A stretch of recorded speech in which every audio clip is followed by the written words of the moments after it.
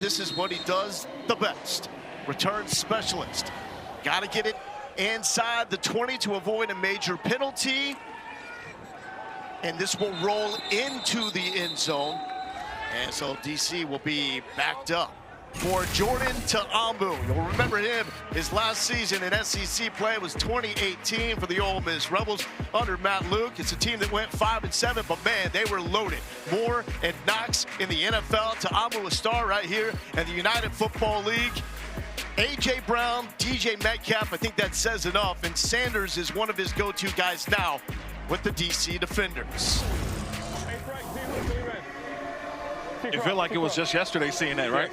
I mean, these guys are all together. Ta'amu lighting the SEC up. And look, I can't wait to see what he brings today, because last week, their first loss, can they rebound after starting season 3-0? Abram Smith, his running back, lined up to his right. Roland in motion. Ta'amu will throw. They like to take deep shots. And looking for the one-hander is Briley Moore out of Kansas State. Fred Keiss is the offensive coordinator for the DC Defenders. He's been in Ta'amu's ear now for 3 years. Yeah, this is just a tremendous job by Stephen Jones. He's beat, and he does not look back for the football. He stays and plays the hands of the receiver, and that's a nice job knocking that ball away. Ready, take go. 2nd and 10. And that is Abram Smith. He was a leading rusher in the XFL 2 years ago, preseason camp before last season. Tore his ACL. It's been a slow go getting him back. Well, it's our first 3rd down of the day, Lowell. And we got to see, does DC, how do they handle the pressure from Arlington? Or will they see a little bit of zone? It's going to be the first question of this 3rd down. You got to be ready for quarterback run. Talking to the defensive coordinator, all eyes on quarterback, especially that 2nd and 3rd level. 33 in blue on the edge, the bottom of the screen, former 1st-round pick, Taco Charlton out of Michigan. Ta'amu to throw, looking to the right side, one-on-one, caught but out of bounds as he was looking for his former Ole Miss teammate, Braylon Sanders. It's a nice job there by Jamar Summers, just playing to the outside, used the 12th defender, which was the sideline, and there's just no room for Ta'amu to get that ball in there. And I think that's what he's probably going to tell the receivers, give me a little more. I need a little more space, right, Aaron Murray? When you get off that red line as a receiver, there's nowhere to go for the quarterback. Oh, you got to fight to get back on that red line, about 5 yards away from the sideline to give your quarterback some room.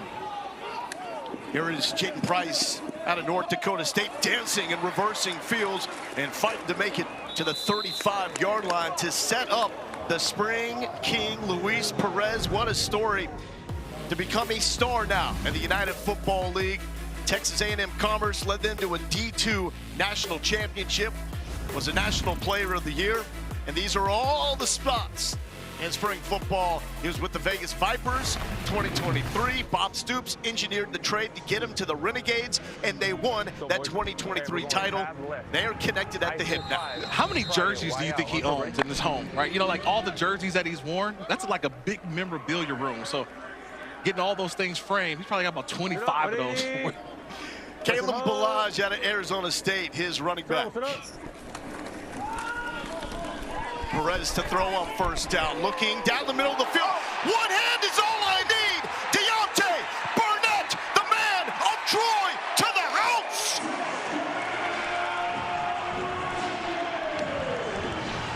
'63-yard touchdown for Deontay Burnett, the man with the 2nd most catches in Rose Bowl history.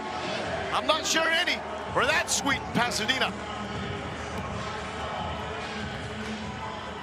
What a play, but look, it all starts with the block. Watch Garrett McGinn, he's gonna pull over. Watch once he pulls, he gets the block. That allows Luis Perez to get out of the pocket.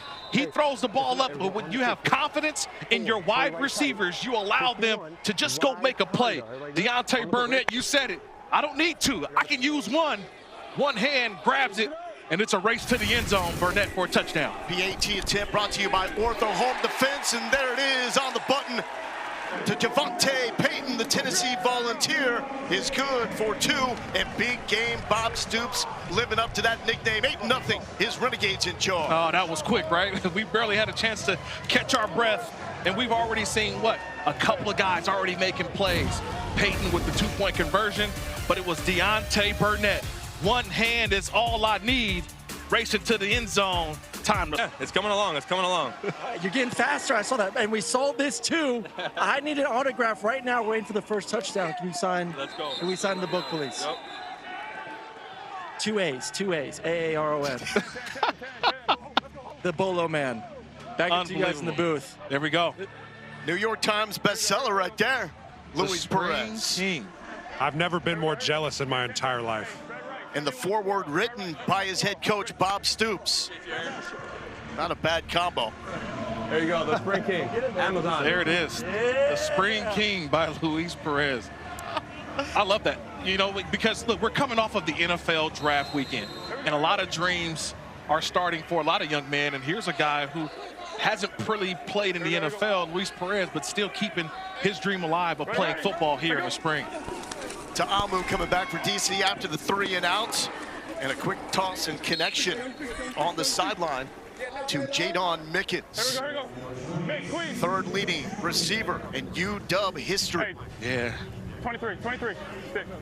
Hey, right. Queen. Q quick. I love to get the ball to Jadon Mickens. That's something I wanted to see early on. He's only had a couple of catches so far this season. Getting him going early is something I like for this offense. They lost Ty Scott for the season with the broken arm, and here is the Duke Blue Devil Deion Jackson on the ground. Fred Keiss calling the plays in the headset of Jordan Ta'amu. Red right. Here we go. Philly red. Hugh Cleveland. Hugh Cleveland. Q Cleveland. Philly red. You see Philly going line, Philly calling red. everything at the line of scrimmage. No huddle. Philly red. Ready. Take go. Ta'amu taking another shot, complete to Mickens. Back-to-back pickups for Jadon Mickens. LA, 38 games in his NFL career. I just love this block. Watch Deion Jackson right here. Help out your quarterback. This is what you do. You go and put your face in there. Your quarterback's able to stare down and make the throws because the running back, Deion Jackson, gets in there, put his face in on a nice block. Jackson with a good burst up the middle, but absolutely popped the Arlington defense with Miles Horn. Ready to pop the pads. Oh, man, he's coming downhill. Miles Dorn, the former North Carolina Tar Heel. Go ahead, take a listen to this. Number 46 coming downhill. Ooh. Here we go. 208 special team snaps in the NFL. Never took one defensively. Looking for that shot. Ta'amu rolling, bobbled it, but got it. Here we go. The former standout from Tennessee State with the pickup. You know, we talked about it before the game. These throws from that left hash or the opposite hash throw. That was one errand that we just saw from Jordan Ta'amu where it's thrown on time and he's able to get the ball there. Well, he also has to throw it to the sideline. A lot of those out-breaking routes, whether from the slot receiver, from the outside receiver, have to be on time and outside. That was nice accuracy right there from the quarterback. Ready. Take go.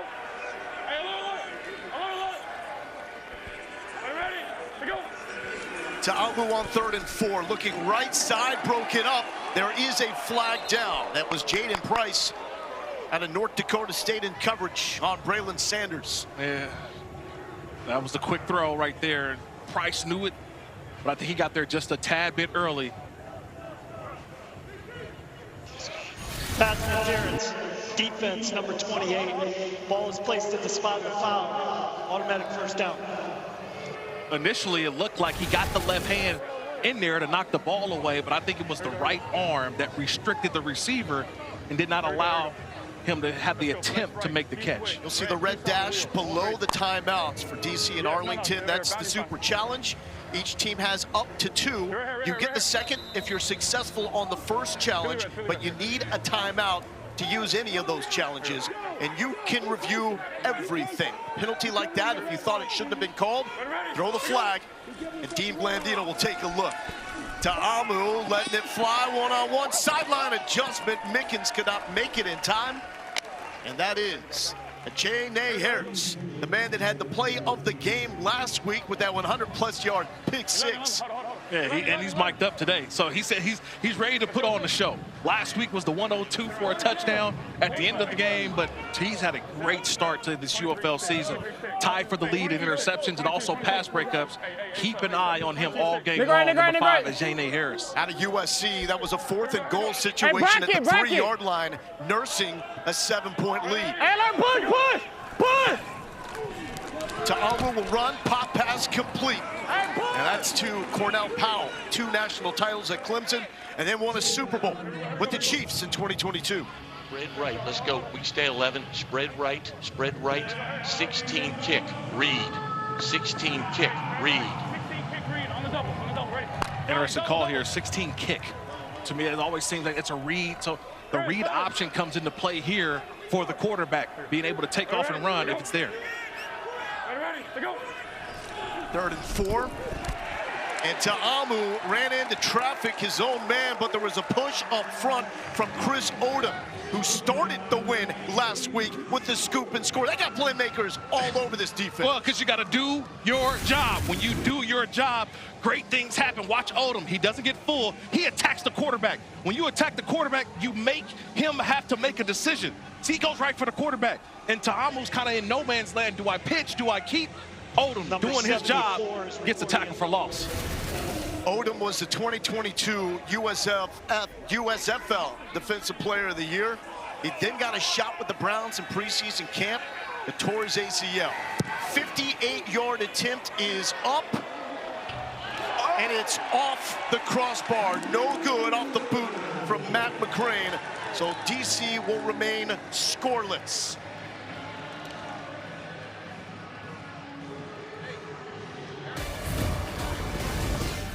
Matt McCrane, the former Kansas Ta'amu, see what he did last week against San Antonio. 300-yard game. He's off to a 4-for-7 start, 29 yards through 2 drives. Yeah, so a little bit of, you've seen where he's trying to get the football. He's throwing to the outside, the timing routes, but he's been off on those deep throws on the outside. I think his receivers can help him out a little bit more, giving him a little more space. He needs a one-handed catch like Deontay Burnett did for Luis Perez. Second drive for the Renegades. Sal Cannella, go-to tight end in motion. High snap, here is Balaj. Nothing happening on the left side. Chuck Long, first-round pick back in 1986, calling the plays for the Renegades. 351, ex-Leo Hitchers. 8 Dixie left, 351, ex-Leo Hitchers. Hey, 8 Dixie left, 351. There we go. Trying to get back on track. Got a negative run. Got not a lot of yards on first down. I like the hitches. Try to make the defense have to come up and make a tackle with the hitch routes on the outside. Let's see if these hitch routes convert, though, versus press coverage. Perez, quick strike and complete to Seth Green.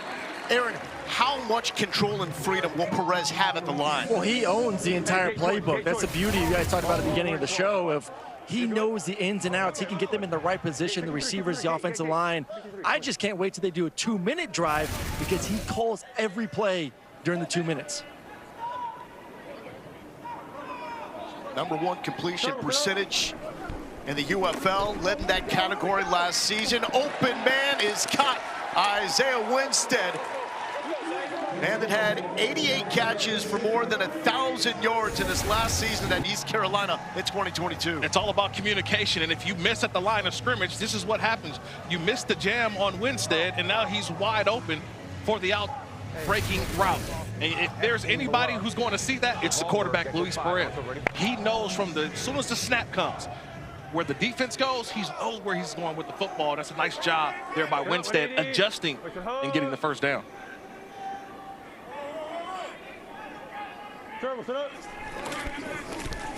Here's Balaj looking for some daylight up the middle. Before there was Cam Scattaboo going in the 4th round out of Arizona State. There was Balaj doing just that back in 2018. Hey, Kurt, go back to that previous play. You're going to see a lot of bunches, stacks against this man-to-man defense and trying to create that confusion and try to win at the line of scrimmage as well. Perez handles the snap, gets it to Cannella. And Kendall spins, putting his man in the cycle and takes it to the 25-yard line. Now a catch in 19 straight for the former Auburn Tiger. Yeah, but I love this play, but the play before, and I've been seeing the complex running game of Arlington. I call this the end around. Watch the running back. The running back goes around the quarterback and then comes back and goes back downhill. They have so many different types of exotic runs, from Y off, Y return, tackle over. Some of the exotic runs that Arlington makes the defense have to know where everyone's at, gap assignment. Big 3rd and 6 for Perez. Pressure off the edge to Balaj, out of the backfield to the 20-yard line. Balaj is a big-time receiver out of the backfield, especially in his last 2 seasons for the Sun Devils. Emac, how is it blocking for a guy like Luis Perez, knowing that he knows where he's going to go with the football? It feels like you just got to hold on to your guy for, what, a half a second, 1 full second? Kirk, it is so fulfilling because it's one of those things where you do not have to do your job great. You just have to do it okay. He's going to make you right. And when you have a guy, usually we talk about dual threat guys that can do that because they get out in space. This guy does it by making decisions so quickly. Lucas Havrasik giving the Renegades 3 more points. It's an 11-zip lead as Arlington, for big game Bob Stoops, finding points on their opening 2 drives. It's just different thinking about them last year. This is a football team in Arlington that was 3-7. They've already got last year's win total already in the first 4 weeks. And they look to be on that same trajectory. You talked about it earlier, Lo. A couple years ago, this team won the UFL championship, or the XFL championship. I feel like you start to have some of that momentum because they've got a good running game, outstanding defense, but it's about the quarterback play. Their quarterback play has been phenomenal when you're getting points. Oh, they were really struggling in the first season of the revamped XFL, but they were able to get Perez in that trade from Vegas. That's the only reason they won the title. 0-6 start to last season, and man, Arlington is an entirely different team now. Another one touches the ground before into the midst of Roland, and Roland cut into the 20, and 25 and trip before reaching the 30-yard line. Well, coming up next on ESPN, UFL Week 5 wraps up San Antonio Brahmas hosting the Houston Roughnecks. And all of a sudden, this league has now found the comfort zone in terms of offense and scoring points, Kurt. I think that we've all talked about it. We've seen the play get better and better each week. Like the first couple weeks, I felt like the defenses were ahead. We had so many low scores. Nobody was hitting the over. And now we're seeing overs galore. Why is that? The offenses are finally picking up in every game that we've watched so far. Productive last drive for DC in terms of driving the football. They missed a long field goal attempt. It's 11-0. Battle for first place in the XFL Conference. Ta'amu, that could have been picked off. He was looking for Braylon Sanders. That's just a difficult throw, especially when you have all those hands flying up. And as a defender, you're taught, if you can't get to the quarterback, get your hands up. And you see all those guys, it's hard trying to find the window to get that ball through. I know he's done that a ton of times at practice, but that time just misfired. Completing under 50% on the season. But to Amu's defense, he's taking more downfield shots than most quarterbacks in this league. To the Baylor Bear, Abram Smith, busting out of a TFL, but will not shake free from Chris Odom. The Arkansas State Red Wolf with his 2nd tackle for loss today. Yeah, the first one, though, it was a J.J. Harris. He's our guy today. Watch number 5 just coming down, doing his job. He's just going to come from out of here and make the play. Watch him, just doing his job. He gets the motion, comes down, boom, make the play. And if you don't make the play, make sure your buddies can. It's all about holding the edge, keep him contained. Don't let the guy get outside of you. Let the cavalry come. Nice job there by J.J. Harris. Ta'amu, clean pocket, long throw, and complete to Powell. This will be 2 yards shy of the line to gain. I think that's the theme that we've seen so far for Jordan Ta'amu and his defenders' offense. They're not winning 1st and 2nd down. So in not winning 1st and 2nd down, there are these long downs and distance, especially on 3rd. And what happens? You complete the pass, but you're still 2 yards short. They've got to start getting more yards on 1st and 2nd, getting these smaller 3rd down situations. They have to. And also, I don't like these outside, slow developing runs. Like, we got to hit it. You have to carve these guys up. Stop with all the side to side. Let's get vertical. Price with the return. Another chance for the former Bison to the 33-yard line. Well, the Renegades have figured out the recipe for success, have not allowed a touchdown in the first 3 quarters of any game so far this season. And they have the offensive balance. Perez throws it a lot. It's actually a run-first approach for this team. Right. And no one spreads the wealth more in this league than Luis Perez. 94 yards. And look, he's had some help from his wide receivers, but also, too, again, his knowledge of the offense and being able to see what the defense presents itself, just a huge, huge factor for why Perez has been successful today. Day Hunter out of Liberty, now the running back. Perez trying to stay perfect. High throw, good to have the hot hands of Isaiah Winstead. We just talked about it. He says, look, I just trust my guys. I put the ball up, and they go and get it. That's 6'3", 210 pounds, Isaiah Winstead. Look at that catch radius. I think I can throw that ball that high. I'm a 6'3" guy. That, I want to see that. 6'3", go get it. Go jump and get that one, Winstead. Perez popped as he throws off the fingertips. Danger zone. As DC was there with the pressure, the Villanova Wildcat, Malik Fisher, was there, along with the Bearcat from Sam Houston State, Joe Wallace. Yeah, you're going to see right up the gut. Fisher, he's just battling his way through. He puts that hand up, but he's able to knock the hand down, or the arm, of Luis Perez, and that ball fluttered. That was just a nice job at the end by Deontay Burnett knocking the ball away. If he doesn't knock that ball away, that's probably an interception, and DC's going in. Here we go. On the ground, Hunter. DC bowing up. Big third down call here from Chuck Long. Let's go 11. Let's go right here. Let's go triple left. Y move 62 Cobra. Triple left. Y move 62 Cobra. Hey, triple left. Y move. Hey, we're going triple left. Y move. Hey, just go. Hey. Yeah, triple left. Y move 62 Cobra. On top, ready? Let's go.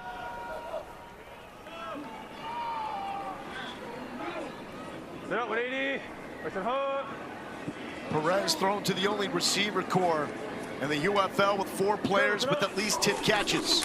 So many weapons. He's pressured though, and Perez will go down. Dropped like a bag of bricks by Derek Roberson. Another Sam Houston State Bearcat makes the play.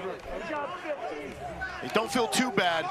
Roberson's first 2 sacks in the NFL were against Drew Brees. Yeah, but that's sack number 4 on this season for Derek Roberson. He's on the outside. Just watch him. It's just a nice little move to the outside. Speed.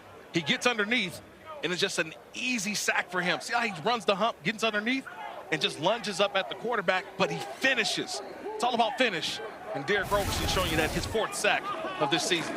That was 2 guys going at it with experience in the NFL, with Roberson against Ricky Lee. We have a flag down.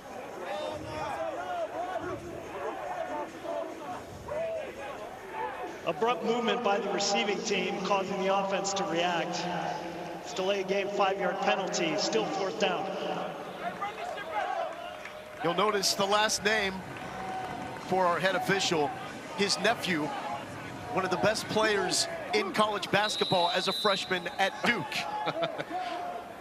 Talking about Knappel. Didn't he just play in a Final Four recently? Yeah, doing his thing. Here's Marquette King, the most NFL experience out of any player in this game. Rolling calls for the fair catch. Here's big game Bob Stoops.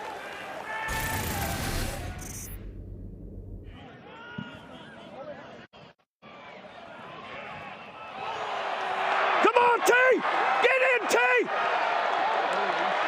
Oh, jeez, what a catch! Great job, Luis.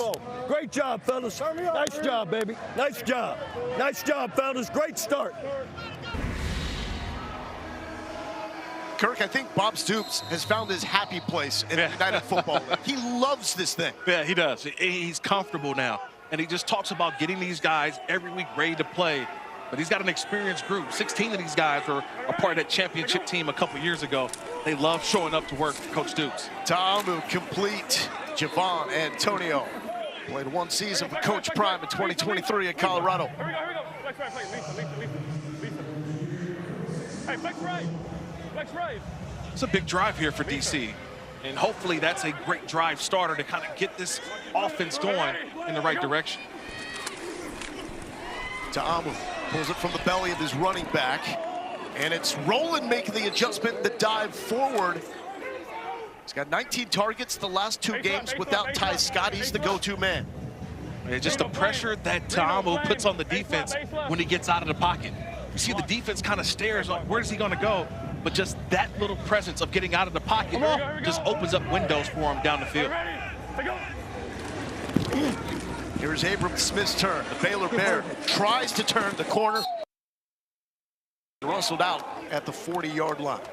So it's Arlington with the 11-0 lead over DC. 2 teams that are 3. Shannon Harris has done a fantastic job as the interim head coach. Reggie Barlow left to follow Eddie George as the head coach at Tennessee State. Shortly after that is DC. Greg Williams followed. So Williams' son Blake is now in charge of the defense. But Fred Keiss, the play caller for DC, he has been the model of consistency alongside Ta'amu. 3rd season together with the defenders. Here we go. Arlington outscoring opponents 41-3 in the first quarter this season. We're up 11-0. Empty for the former Ole Miss quarterback. Ta'amu pump fake, a shot downfield. It's lost. It looked like Powell had a step or 2, but couldn't.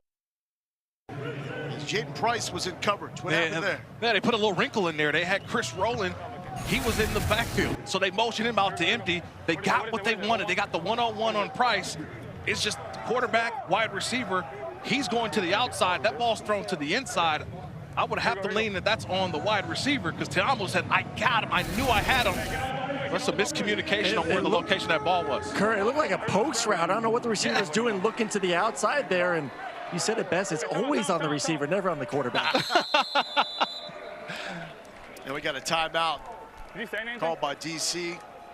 Yeah, Aaron, that's interesting because you don't see that happen too often. I felt like that one should have stayed to the inside. He's turning around like as if he's an outfielder. Shannon Harris wants to talk it over before a critical 3rd and 10 with DC trying to move the chains.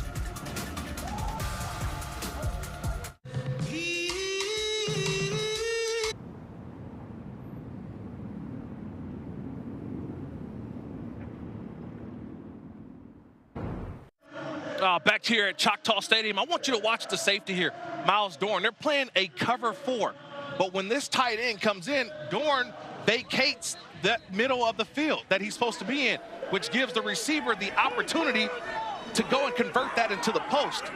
He doesn't convert it to the post, and that's what Ta'amu was thinking the entire time. He's like, this safety is down, he's gone.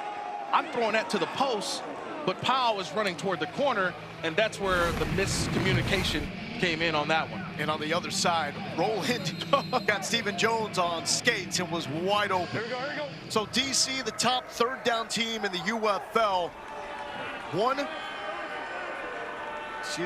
for 3 on 3rd today. Ta'amu looking for the conversion, pressure in his face, and it's broken up in Florida State standout Jaden Price.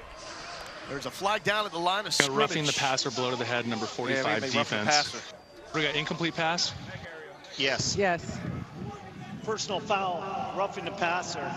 Number 45 defense, 15-yard penalty from the previous spot. Automatic 1st down. That's on Will Clark. That name very familiar here in Arlington for making big hits in this stadium. But this Will Clark out of West Virginia instead of Mississippi State, a little excessive. Yeah, right there above on that helmet. You can't do that. You know, no matter what league that you're in, you got to stay off the quarterback. And I think Will, he tried to hold the quarterback up just a little bit, say, I didn't mean to, but got to stay off the helmet, that head and neck area. That's an easy call for the officials. So there is a conversion via the penalty. Abram Smith fighting through a leg tackle and takes a 1 yard shy of the marker. Donald Payne, the tackle machine, with the stop. Abram Smith started his career at Baylor as a linebacker, had a school record 1,600 yards in 2021.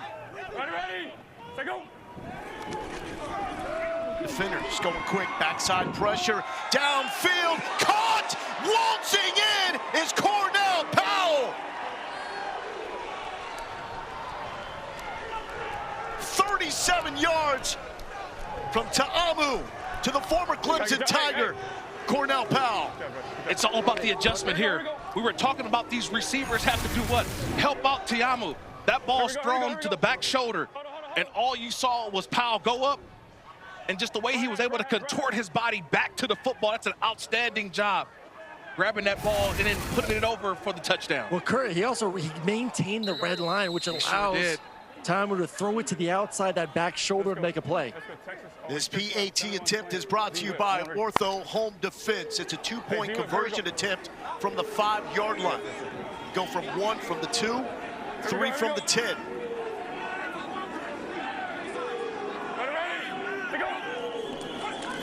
Ta'amu looking to throw. It's tipped and it's picked off from the end zone. Renegades with a chance. Harris looking to do it for back-to-back weeks. Takes it to the 30-yard line. Stay away from this man. He had 3 pick sixes in his career at USC. He is a one-man no-fly zone. The ball just finds him. Ta'amu's trying to get that ball in there, trying to thread it in there. It's always, when you're down by the goal line, it has to be low. Those balls that thrown high get tips, and anytime that ball is tipped in the air, you got to find number 5 as Janae Harris, because the ball seems to find him. And Kurt, you said that best. When you're in the red zone, especially near the end zone, low towards the front, high towards the back of the end zone. Everything, you almost want your receiver to fall down catching passes. Then towards the back of the end zone, you throw it about 10 yards high or 10 feet high, so they can go up there and snag it. See, Aaron, I learned a thing or two. I know where that ball has to be. That ball has to be low down there. When you get that ball high, that's when you get those tips and overthrows. But a nice response there by the DC defenders. They finally got on the board. Now, look, a penalty did help them out there, but finally were able to get on the board. They got the big play from Ta'amu to Powell. And Arlington allows its first offensive touchdown in the first 3 quarters of the game. Balaj with the chance. Spin to the 30-yard line. Kirk, let's take another look. It's just playing the football. And Stephen Jones is there, number 28. But he just couldn't go back to the football. Yes, Powell made a play.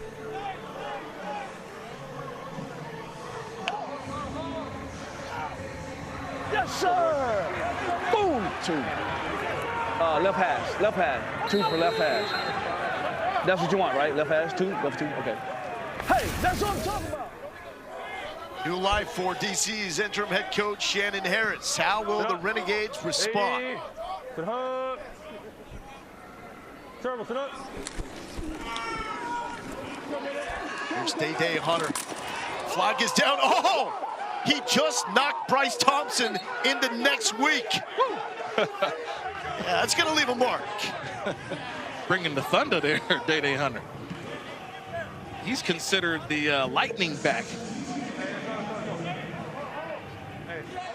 Let's bring in our betting analyst, Aaron Dolan. Aaron, what are you tracking going into this drive?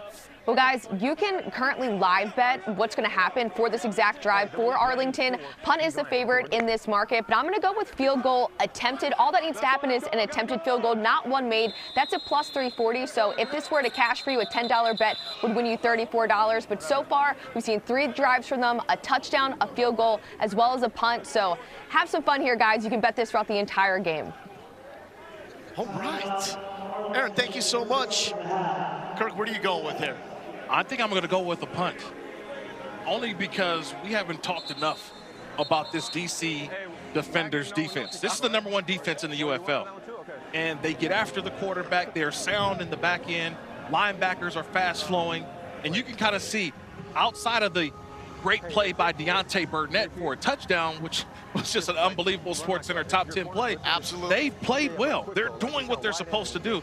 And Blake Williams right there, son of Greg Williams, bringing the Thunder. Bring in the noise today with this defense. Yeah, if it's Greg or Blake calling plays, the quarterback's in trouble. DC did not have a sack last week. They still lead the UFL with 11 sacks on the season, and no quarterback has gone down more than Luis Perez. He's been sacked once so far today. Hunter with the carry, trying to shake free and dance, and that's not happening. Malik Fisher there for another stop. Yeah, just sound in their game. You see the linebackers, fast flow, and it's just a solo tackle. Call it hitting practice for Anthony Hines there. Just makes the play. Now it sets up the third down. And if I know a Williams, whether it's Greg or Son, they're going to bring pressure on 3rd and 5. Eric, what does this do as an offensive lineman in a situation like this? You know pressure's probably coming. It absolutely is, guys. So you have to anticipate that and understand, hey, let's get the ball out quick. We need 5 yards here. Watch the overhang player that's maybe sneaking like he's in coverage and a safety over the top of him. Perez has 3 offensive linemen with NFL experience. Here is the pressure. Canella makes the catch, and he does so with Kelvin Joseph draped all over him, also drawing a flag. That is by far the most lethal tight end threat in the UFL. 10 more catches than anyone else at his position. We'll sit back and see what this flag is. It may be that pass interference, but Canelo's able to still make the play. Holding, number 27 defense. That penalty has declined. The result of the play is a first down. Guys, I love what they do with Canelo on the outside. I mean, this is what they do in the NFL with guys like Travis Kelce. You move them one-on-one. It's tight end, athletic tight end against a safety. And you got the size advantage as well, too. This is why he is the premier tight end in this league. I think, Aaron, for me, the coaching point for the defender is that you already took away the inside route. But with the fake to the outside, let him beat you down for a 9 route down the field. Don't let him go back inside. And that's what Kelvin Joseph did. Let him back inside. That's where the holding call came from. He did that against the former 2nd-round pick by the Cowboys. Shot downfield, caught at the 25. Isaiah Winstead. He means business. Talk about dropping it in the bucket. This is one of those bucket throws. You know, you always see during practice, the quarterbacks, they have that bucket down there in the end zone. That was a great pass by Luis Perez, had the right trajectory, and watch how it falls into the arms of Winstead like a young Aaron Murray to A.J. Green. Hey, maintain that red line, stack the DB, keep going. Like you said, you put it right down the chimney, little Christmas present. Hey, stay there. Winstead played at 3 schools, Norfolk State, Toledo, and ECU. There's Balaj trying to bounce, staying up, still rumbling inside the 10-yard line for the former Arizona State Sun Devil. Yeah, got to give the big uglies. Got to give the big uglies a little love here. You got the center and McGinn. Watch the right guard and watch the center. Watch these 2 guys get going. I know Eric McClain loves this. When you got the offensive line pushing and getting to that 2nd and 3rd level, Kalen Balaj doesn't need much to get to that end zone. It definitely makes your life easier, but it also makes your life easier when you got a big running back being physical and getting down here as we got a super challenge. They saw something, maybe a holding. We'll see. So for the first time in this game, the play that there was we're going to turn it over to Dean Blandino Blandino in the Verizon Command Center. Cole, what are they at? What are they challenging, Cole? They're challenging that there was a hold on the edge. What number? One of the receivers, number 1.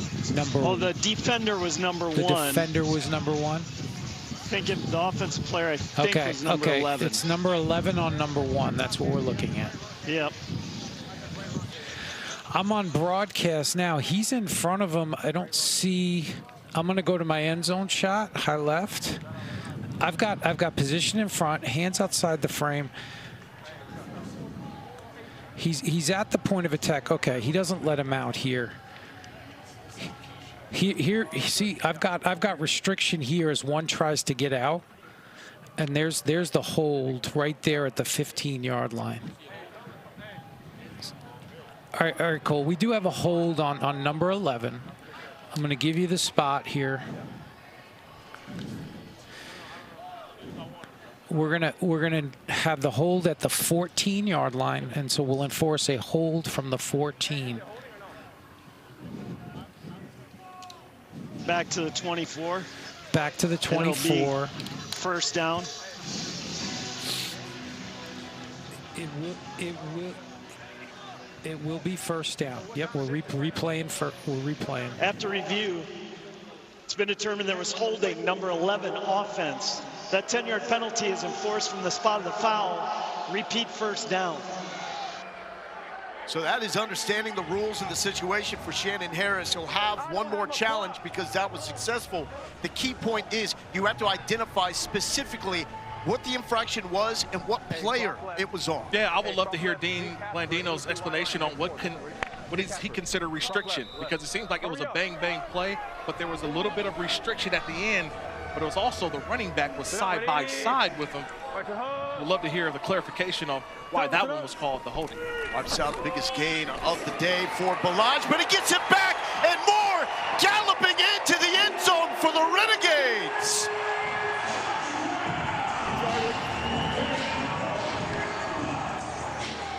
Will you challenge that, DC? It's just all about vision. It's vision and what I love, riding the wave. He didn't need a surfboard for this one, but he rode the wave. He allowed everybody to go in front and just cut it right back behind the center. I want you to watch it a couple of ways here, but it's just getting down and then riding the wave, coming all the way to the backside, allowing those blocks to develop. That left tackle, Ricky Lee, able to secure a nice little block. You sneak right in behind for the touchdown. Kirk, that's such a great job of being patient, allowing your guys to get out in space and get their block. Perez looking for two, the bullet to Canella, give him two more. Arlington now with 19 points on the board, and this offense has figured it out, Kirk. Yeah, I lost my live prop, though, because I had him punting, remember? I'm sorry about that. That's what happens when you bet on the spot. Make better decisions. So whoever got the touchdown, congratulations, but you mentioned it. They had the holding call on the play before. They come right back with the same play, and Balaj able to run in for the end zone. Great job. Good job, Luis. That's some swag there from KB. Canella. Let's go down to our own great job, swaggy sideline guy, Aaron Murray. I'm down here with Garrett McGinn here, right guard for Renegades. And first off, Luis Perez is your quarterback. What kind of confidence does he give you guys to go out there and do your job? You know, we put in the work all week, and he's just a great leader. We know he knows what to do. When you give him the opportunity to throw the ball, he's going to carve you up. So, all right, the running game getting going a little bit today. What are you seeing defensively to sprout that zone read right there? They're trying to get into 5 bigs, trying to stop the run. We're creating great matchups up front, sustaining our blocks, and KB's hitting the hole. It's easy to block for a guy that runs the ball like that. Keep it up. Go get some rest. Rolling to the 35-yard line. Big afternoon so far for East Carolina. Garrett McGinn, a Pirate, undrafted, still made his way to the NFL, played 2 games back in 2019 with the Panthers. We've seen it's been a huge afternoon for Isaiah Winstead as well. Absolutely. ECU receiver. But I love what Garrett McGinn said there, right? Listen to what he said, that the DC defenders are bringing 5 men on the line of scrimmage. They're running that bare front, basically covering up every offensive lineman. So they know it's going to be difficult because you've got to win your matchups. And right now, it looks like the Renegades' offensive line is kind of having their way up front, and that running game starting to take fold. Over, once again, is looking good, but it's primarily because the Renegades have been cooking. Rolling with a comeback, dropped it. Was it underthrown, Aaron, or do we blame the receiver here? No, that's on the receiver there mostly on the receiver. Ball could have been higher, but it touches his hands. I need you to catch it. To me, this is a drop. That ball's there. You've got to catch that one. Even if you go down to grab it, I think when you think about the balls in the air, Roland's thinking about going, right? He's thinking about catching and keeping going. That time, you got to just catch and get down to the ground. I will say, if it was a better pass, that's a chance for a catch and possibly a touchdown, though. That's what Roland was thinking. Just catch sometimes to get down.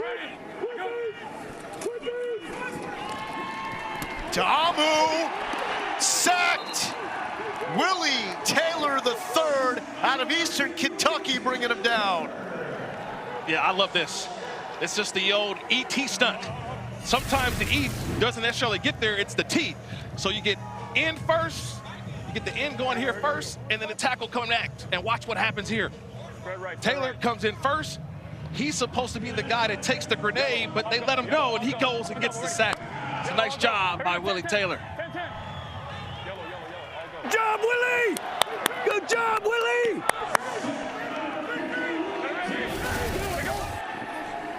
Bob Stoops knows defense. Fantastic DC at Florida before taking the OU jump. Wide open downfield. Braylon Sanders. That is the Ole Miss connection, alive and well. Two former teammates hooking up. 54 yards. Yeah, and this is just a big play that Carlton Johnson, number 37, he just gets nosy. Watch the cornerback on the right side, Carlton Johnson. Where is he looking? You've got somebody running right behind you in Braylon Sanders. Ta'amu sees it, gets the ball deep down the field, and that's a big gain for the defenders. That's how you get out of a 3rd and forever, 22 yards to gain. Timeout defense. Arlington, second charge of the half. So Bob Stoops calling for the timeout. DC is down but not out. Two teams at 3-1, tied atop the XFL conference race at the United Football League. Officiating Dean Blandino in the Verizon Command Center. Dean, what just happened in that last sequence with the challenge from Bob Stoops? So obviously it was a big play. So Coach Stoops took a chance. He wanted a hold right there on number 77. We don't see that as a hold. 77 had good feet. The defender never got outside his feet, and he really just kind of rode him past. There was no restriction that had an impact on the play, so he loses the challenge. And remember, you got to be successful to get a second one, so now Arlington's out of challenges for the game. I love how you recognize the good feet, Dean.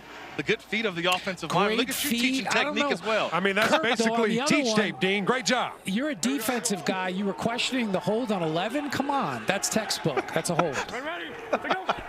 Dean, thank you so much. Here's Ta'amu. Looking end zone, lofts it. High traffic, no problem. Hauled in by the Kansas Jayhawk, Mason Fairchild.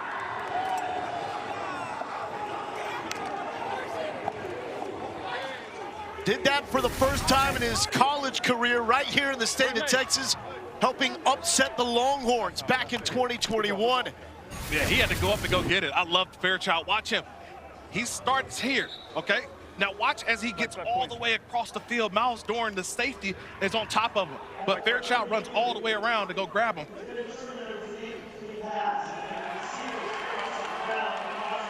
Ball. It'll be second down. But does the ball touch the ground? I don't see the ball touch the ground. And this is something that Dean Blandino and the officiating crew can look at without a challenge. They will look at this to make sure that the call on the field was correct. Yeah, we're winding. Correct. Yeah, we have an incomplete pass. The ball hit the ground, came loose. So we're going back to the 21. Wow. Kirk, did you see something there that I missed? Quick review. Where did the ball? I don't know if I saw the ball hit the ground. Where was your shot? A better look at it. The first vantage point, I never saw the ball touch the ground. I think if that tape keeps rolling, I'm with you, Kurt. Nonetheless, can't do anything about it now. Another floater, and that's overthrown, looking for Powell. Wow, what a change of events. Fairchild went up and go make the play, but didn't bring the ball all the way in. See one more look, that ball. Guys, if you're DC there, you're not taking a timeout to continue to look at that? There it is. Yeah, it's a little bit. What do we have there, Dean? Z Casper. Yeah, that's the shot right there. The ball hits the ground, and then watch it pop. His hands come off the ball. If you keep it running a little further, it's going to pop loose. That's the shot we use to overturn it. Ta'amu will tuck it and run, gets a block on the edge and slides down at the 10. There is some contact there from Carlton Johnson. And Ta'amu showing those legs you were hyping up, Kurt. Yeah, I was hyping it up because last week he rushed for 74 yards. He hasn't done that today, but so far, watch it. Yeah, that ball barely touches the ground. Just a little bit, but you get the ball, hands come off the ball. Like I said, the LeBron of officiating. Dean always helping us out. Or is it the MJ? You were right the first time. There we go. You were right the first time, Paul. Let's not start these debates. MJ. 'Tis the season, fellas. First and goal for Jordan Ta'amu. And we've got a timeout called by Shannon Harris, the interim head coach of DC. It's an interesting part on the field for DC.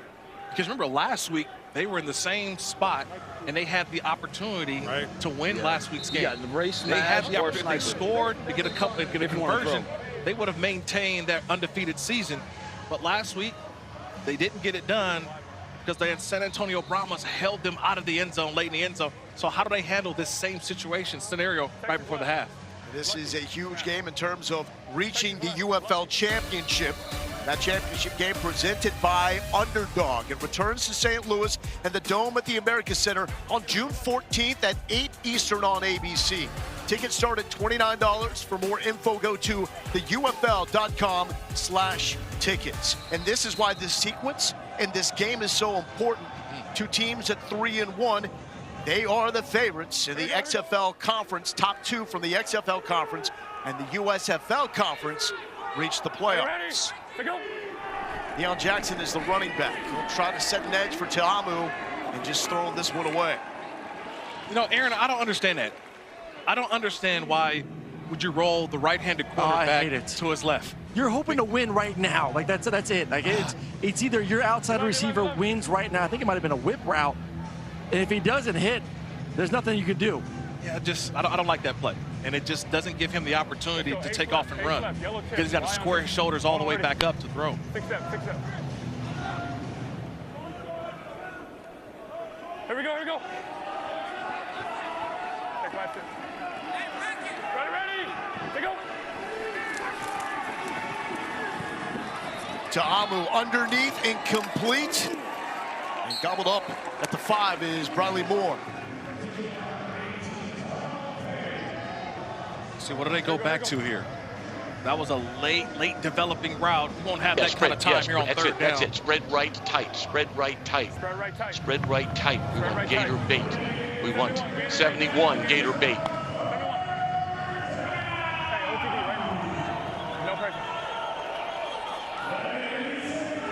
In the UFL, the heads-head communication does not shut off at any point. Kais can talk to Ta'amu throughout the play, and there it is on the money, touchdown! Braylon Sanders rolling like they did at the Grove back in the day, 4-yard touchdown. Yeah, that's easy. That was just timing. That ball was out of Ta'amu's hands before Sanders was able to even get his head around. You mentioned it, the chemistry from back in their college days, but watch how this goes here, and it's just a quick out. It's a quick, watch the ball's thrown before Sanders even turns around. That ball's already out. And it's to the outside. We talked about that earlier with Ta'amu as well. Throwing the ball to the outside, on time, in rhythm, and keeping it away from the defenders. That's essentially a glorified back shoulder. Say, we're going to throw a back shoulder. We're just going to turn it into an out route. 2-point conversion from the 5-yard line. To the right, inside pitch. And this is Briley Moore. It's brought down at the 1-yard line, so no good on that 2-point conversion attempt.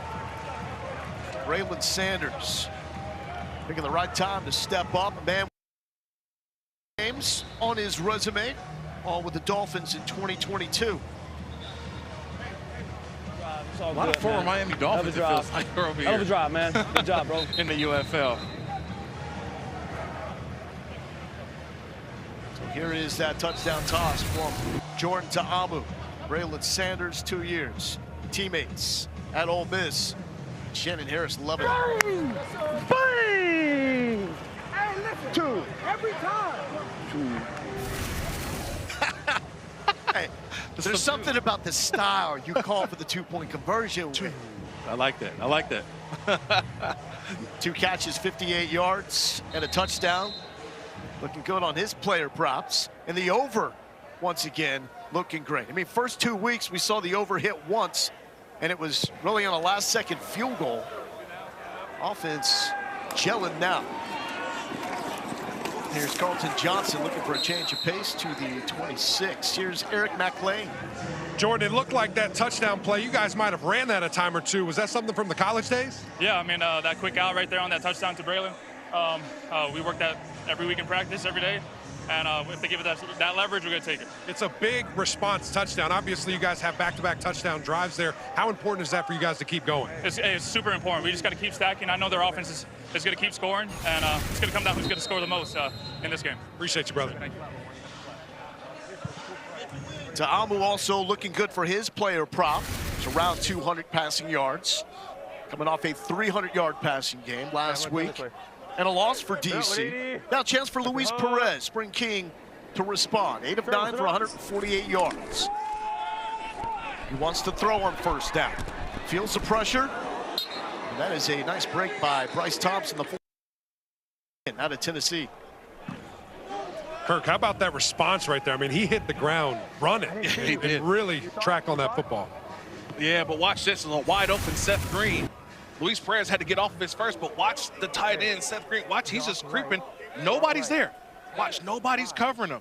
So this is a missed opportunity by Luis Perez. He had to get off, but Seth Green's wide open in the middle of the field. Luis Perez just couldn't locate him. And that guy, for a tight end, has some jets. He got some wheels. Day Hunter out of Liberty with the carry. Finds just a little bit of a crease. He takes it to the 35-yard line. Anthony Hines with the tackle. All right, let's see what this 3rd and 5 call is going to be here, knowing that DC is going to possibly bring pressure. Well, look out for the tight end here. Last time we were 3rd and 5 situation, they split out Sal to the boundary, one on that slant. See if they move him around as well. Look out for number 80. Yeah, now he's in the slot right here. Sit up. Lady. Wait for Hunt. Sit up. 3rd and 4 for Perez in rhythm on the spot to Tyler Vaughn's 3rd leading receiver in USC history. Let's go tempo. Triple left. A62 Viper. Hey, Viper. Triple left. Tempo, 62 Viper. 62. Hey. Chuck Long, former runner-up in the Heisman, to Bo Jackson, Iowa Hawkeyes legend. Perez showing off the arm, tippy toe, another big one for Tyler Vaughns. How does he get it in that window? You talked about that chimney throw with the present. That's sexy. That's the honeypot right there. That was nice. We talk about layering. He layers it right over the cornerback, right in front of the safety, and 2 feet in bounds for Tyler Vaughns. I've always been a big fan of Vaughn's. You mentioned his time at USC. One of the more experienced route runners, and you saw it right there, the flexibility, being able to get both feet down. The big time with Perez is what's the arm strength? That was as good as it can get right there. High snap, Perez recovers, gets it out.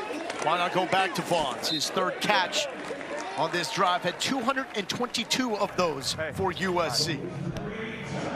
The only thing that Vaughn's, I think, was 63. The NFL is that he doesn't have the long end speed. Great route runner, but is never going to run away from you. But he's going to find a way to create space, and you saw it in that last one. Perez showed the mobility out of the reach of Seth Green. Chuck Long with the play call. 11. Good hash. 8.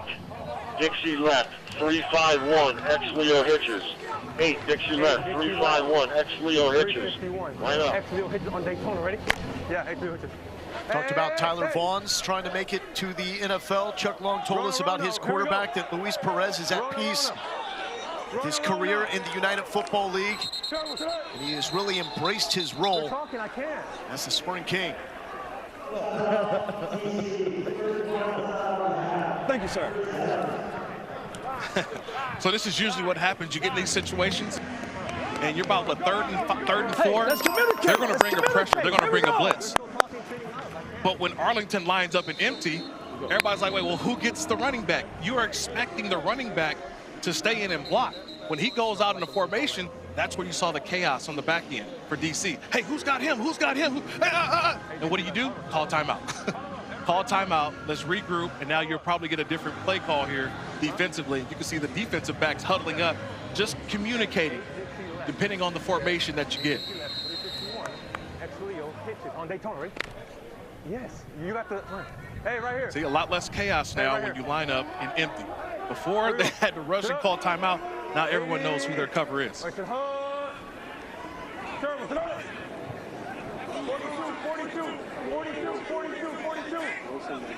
There's that control and freedom at the line by Perez.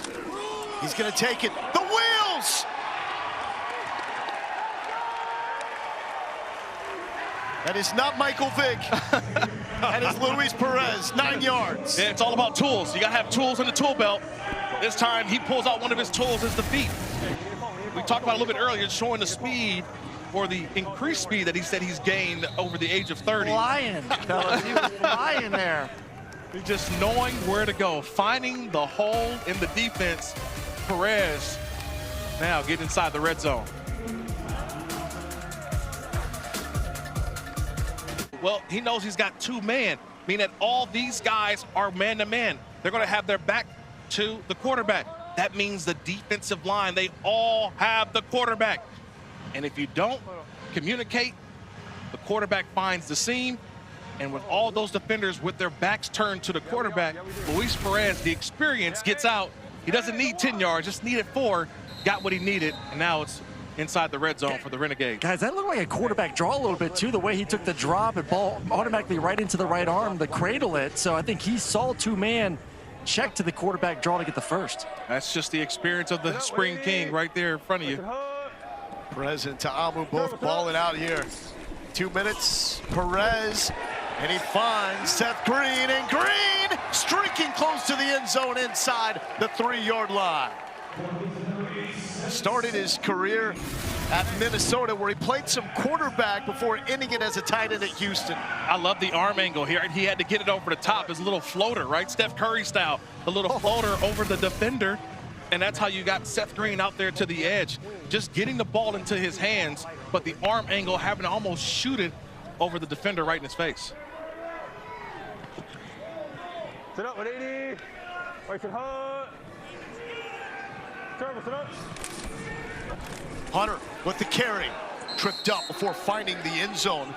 Johnny on the spot is the Fighting Aggie, Anthony Hines. Anthony Hines, I told you, it's target practice. Anytime I see that linebacker with the neck roll, that neck collar back there, oh, he means business. He's not wearing that for show. He means business. So Holton Ahlers, another East Carolina Pirate, now checks in at quarterback. Yeah, he comes in that diamond package, right? 3 backs behind him. And this will be a carry by Davion Smith, and the Michigan man finds the end zone for the Renegades.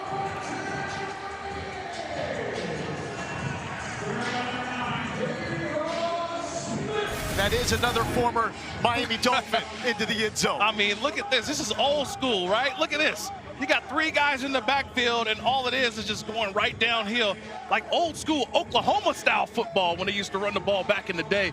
Billy Sims and those guys, but this is what it is. It's basically turn around, hand the ball off, and allow this offensive line to do their job.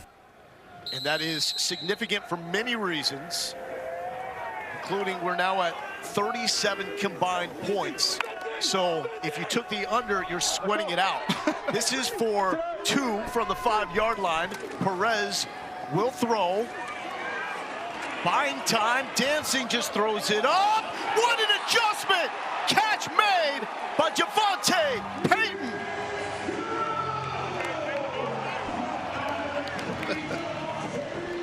Hey, you got to throw it up. All smiles for the Spring King, Luis Perez. This is his domain. I mean, that turned into recess right there. I mean, how many times or how many alligators do you count? 1 alligator, 2 alligator, 3 alligator, 4 alligator, and finally just throw it up, and Peyton in the back of the end zone for the conversion. I was always 1 Mississippi, 2 Mississippi. Yeah, no, people just start like, because sometimes they lie to you. 1 gator, 2 gator, 3 gator. No, we're playing alligator. Okay? Yeah. Not gonna lie, boys, I've never heard that in my life. You never heard that? See, I can tell Kirk, you. where'd you grow up? Hey, where'd you grow up? I grew up in Oakland, California. I'm a recess champion. My good job. jersey still hangs at the Sacred Heart Elementary. Come on, big dog. Baby, come on, man. Good job. I'm the elementary king. Here's Rowland to the 30-yard line. So Luis Perez, he actually has been working on the athleticism and the speed in the offseason. And the hard work is now paying off. Electric. I'll look faster than that. Woo! Hey, Look at Luis. we're watching the replay down here. High stepping. Luis running what? All right, I'm with Luis right now. You said it looked like it felt faster than it looked, but that was in slow-mo, though. Oh, okay. All right, that makes me feel better, for sure. So what did you do this offseason to get faster? Well, just worked on my speed. I got a coach and trusted him and just went to his workouts. That's it. Simple as that. Did you check to that? Was that a quarterback draw? I checked to it. I did. They went two-man, so I checked to it and we were able to execute. All right, keep it up. You look good out there. Aaron, break that down, though. Your thoughts on him checking to the quarterback draw? I love it. Hey, listen, he knows the defense. It's two-man. There is absolutely no one responsible, like Kurt said, besides the defensive line. But it's still 4 D linemen, 5 offensive linemen, no one else. That is, as your quarterback, you're taught that two-man, if there's nothing there, take off and run. Yeah, that's always one of the more difficult things to do as a defensive line group when it's just you 4 trying to keep the quarterback contained. So that's where you get a lot of those line movements, line stunts. But the patience of Perez to find the opening and get the But you're also not thinking Perez is going to run, too. He's not a running quarterback. Deception. Here's Ta'amu with 1:11 left, and that is thrown behind Braylon Sanders. Well, it's interesting with Perez, didn't even play varsity high school football because his high school program was playing the wing team, and they kept moving him all over the place. And the dude just wanted to play quarterback and never got that shot. So went JUCO, was number 9 on the depth chart, worked his way up to playing time, and then transferred to Texas A&M Commerce, where he was the Harlan Hill Trophy winner. That's essentially the D2 Heisman. Ta'amu played under the bright lights of the SEC at Ole Miss. Here's his 3rd and 10 pass attempt, underneath and complete right at the sticks to Chris Rowland. That's a nice awareness by Rowland. Got the first down and got right down, sets the ball, and now they're rolling right now inside of 1 minute. Ta'amu stretching it, one-on-one coverage. Caught! Play after play, it's Cornell Powell polishing off that Super Bowl ring he won with the Chiefs. Again, look at that red line that he's running on, and he's able to adjust toward the outside, gave his quarterback the room that is needed. I love the way he adjusts toward the sideline. That ball's perfectly thrown from Ta'amu. Kirk, that's one of the best things that he did at Clemson for Trevor Lawrence. He would hold that line exactly as you just said, and then adjust. Let me adjust to the ball. QB, make me right. You're going to make sure that Clemson Tiger got in there, right? Ta'amu taking another shot. Yeah, looking for Braylon Sanders. Powell got his chance on special teams. No stats in the NFL in 3 games for the Chiefs. Had only 3 offensive snaps, but 28 on special teams, which is the path. For majority of the players in the United Football League, they will get their shot in the NFL on special teams. Yeah, it's always special teams first, and you make plays on special teams that stand out, that get you opportunities on offense and defense to climb up the chart. Ta'amu, complete to the 15. Is Jadon Mickens. Another one of those Super Bowl champions for the Tampa Bay Buccaneers. Special teams got him up the board, and you see the athleticism that Mickens has, especially down here in this league. He was the kick returner, actually played in the Super Bowl when Tom Brady helped the Bucs win it all. Under 40 seconds, Ta'amu, the touch, one-on-one coverage. He was trying to pick on Jaden Price, and find Powell did not work.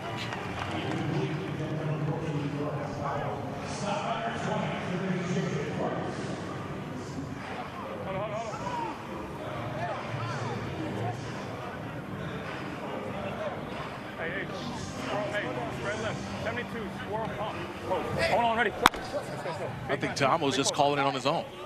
He's not even communicating with his coach. He's just down here inside of the 20 in the red zone. He's just calling it on his own.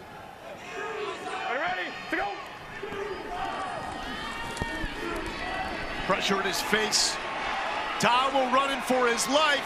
Gets the corner and is out at the 10. Initial pressure by Willie Taylor. Here's the OC, Fred Keiss.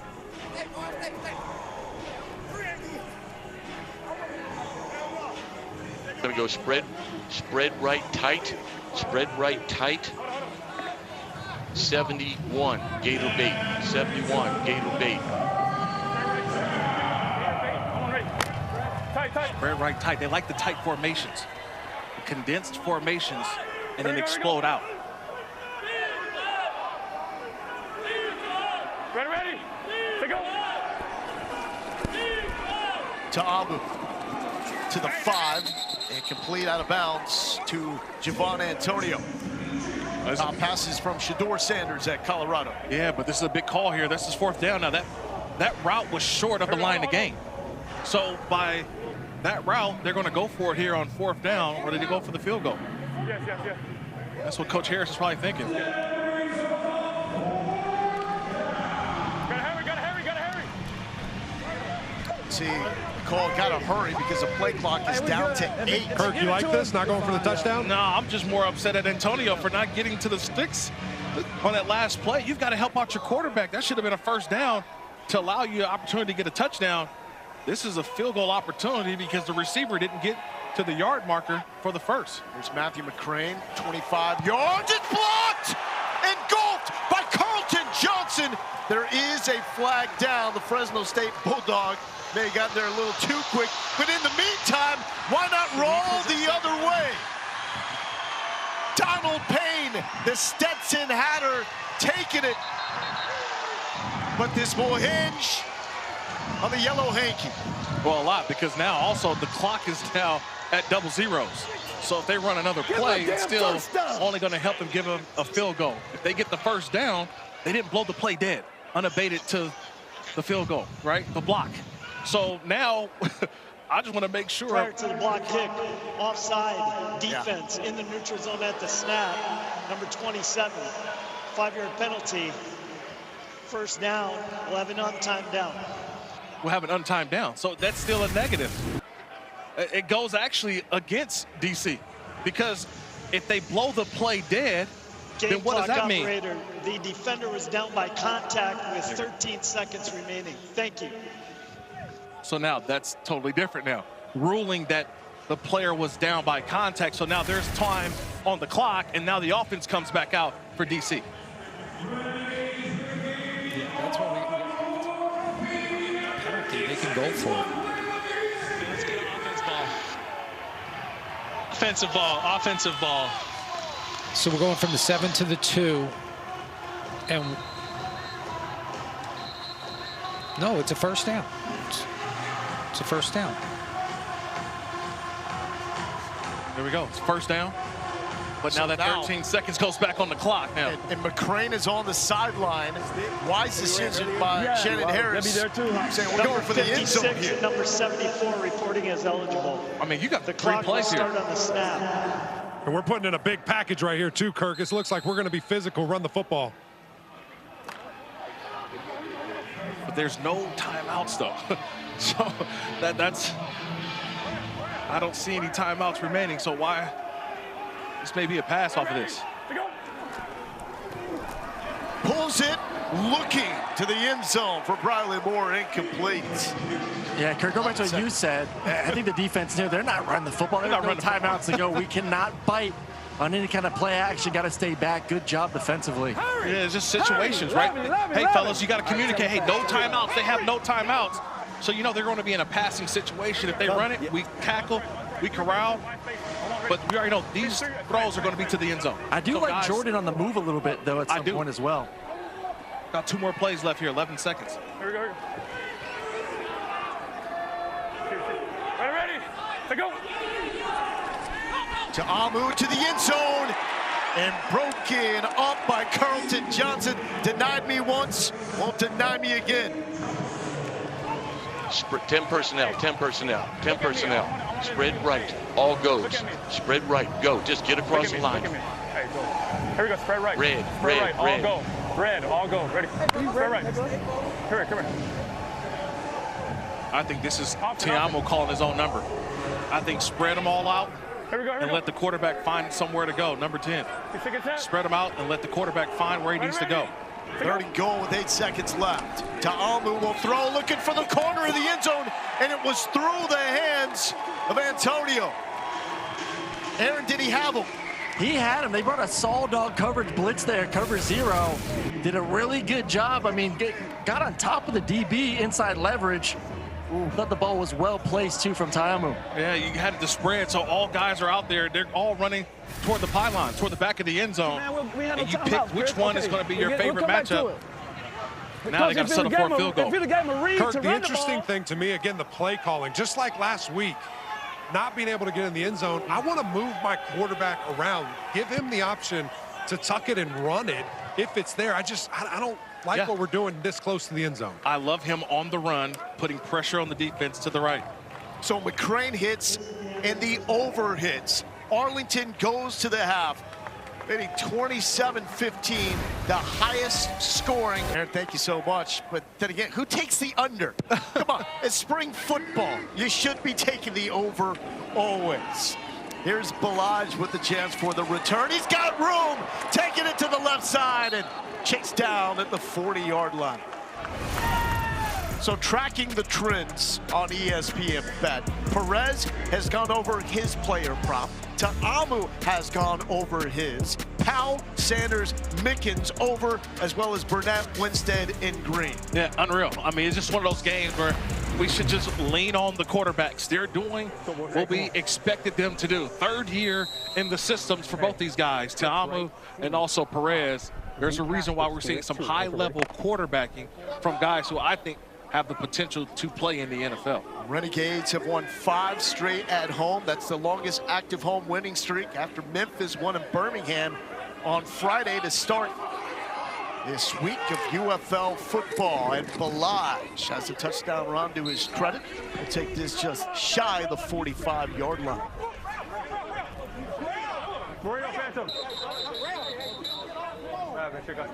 And Canella lost his helmet, so the Auburn Tiger is getting his lid back. Aaron, when you look at the quarterbacks, what do you think's been most impressive about what you've seen from the guy that autographed his book for you, Luis Perez? Well, I like the mobility half, but even that first touchdown, buying a little bit of extra time outside the pocket to locate his receiver down the field, that big-time conversion of the two-man, things like that. I mean, we know he's accurate with the football, but really like his creativity with his legs today has been impressive. Yeah, I'll go on the opposite side with you, Eric McLean. What have you seen from these offensive lines and also defensive front so far? Well, I just want to double down there and say it's always fun when guys do what you expect, right? We expected both these offensive lines, both these quarterbacks to play admirably, and that's what they've done so far. Perez thrown into traffic looking for Anderson, safety out of Houston. It was the top-ranked safety coming out of high school, is there for the PBU. Yeah, just right there over the top of Canella, but just the sticks routes. They know that these receivers, they like to sell those routes. It's a quick 5-yard hitch and stop, always setting up the stop and go for later in the game. Perfect 4 of 4 on third down for 33 yards for Luis Perez. His first touchdown was a one-handed catch by Deontay Burnett. Took it 63. Pressure from the middle, pressure late, picked off. House call, not gonna catch him. Bryce Thompson fire it up on Rocky Top.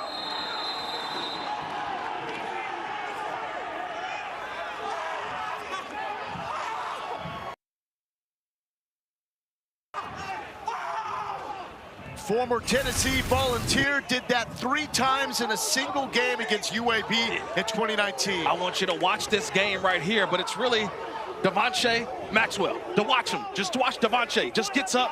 It's an inside tackles game, but Devontae Maxwell just keeps fighting, gets to the quarterback, and deflects that ball, that arm. It's up in the air, and next thing you know, it's returned for 6 by Bryce Thompson. All started from the defensive front. 8 career interceptions for the Tennessee Volunteers. A freshman All-American, but there is himself inbounds before intercepting the ball. All right, so we'll turn this one over to the Verizon Command Center where Dean Blandino is taking a look. The left hash. So what they're looking at is this he established, and to establish, does that also require 2 feet in bounds? Because right now, from my vantage point, the left foot is still out of bounds. Okay, I got it. I got the shot. Okay. Okay, Cole, after review, we have an incomplete pass. The defender was out of bounds, did not get both feet back inbounds before he touched it. So it's just an incomplete pass. We're going to go back to the previous spot. So that's Steve Blandino of the Verizon Command Center. Kirk, correct call. It's a correct call. He has to reestablish himself. My initial thought was I thought he was already in bounds, but he's got to get both feet back in. It's the same with the wide receiver as well. Receiver has to get both feet back in to be able to be the first person to touch the football. And Thompson just upset, missed out on an opportunity for a touchdown. But that's the rule. It's unfortunate, but that's what happened. Never reestablished himself into the field of play. And so now that's why it's an incomplete pass. Back to work. Go get yourselves another one. Yeah, it's 4th down, though, so you get a punt situation. So they'll get the ball after the punt, but could have been a touchdown. Marquette King, 84 games in his NFL career. Last with the Broncos in 2018. Will punt this away. Gunners cannot get more than 1 yard downfield. There we go. Mickens with a return opportunity from the 10. Washington Huskies. And Mickens turning on the Jets to the 45-yard line. There is a flag down around the spot of the catch on the return.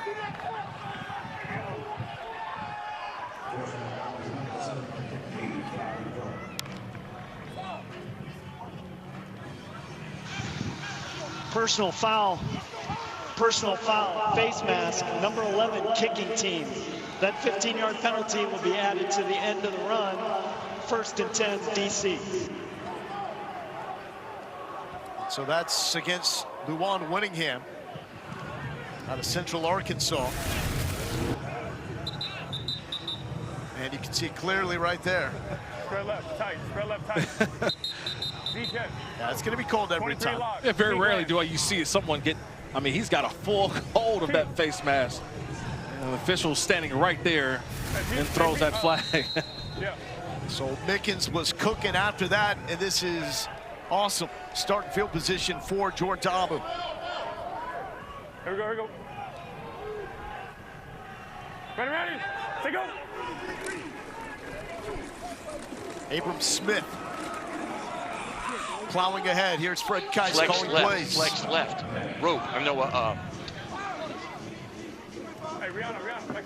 Rope. Rihanna. No, Rihanna. Here we go. Oh, we got iPad. Ready, iPad, please. Let's go. To Amu. And that one was doomed from the start. Looking at Chris Rowland. Taco Charlton, former first-round pick by the Cowboys, applying the pressure. Yeah, Taco Charlton made his UFL debut last week, had a couple nice little plays, and so getting his feet underneath him a little bit. Right now, part of a nice rotation of edge rushers. They just got to get more sacks on the Arlington side. They just get good pressure, but having a tough time finishing it. Most experience in the NFL on the Arlington defense. 3rd and 5. Abram Smith, nothing on the right side, cutting it back, and he is dropped by Taco Charlton. And right at the sticks. And that will be a 1st down pickup. Bunch left. Reno, here we go. Bunch left, Reno. Great to see Abram Smith coming back, getting healthy. With a long road back after tearing his ACL in preseason camp last season. To Amu to Rowland. Has blockers, and he is little yet quick. End zone, Rowland.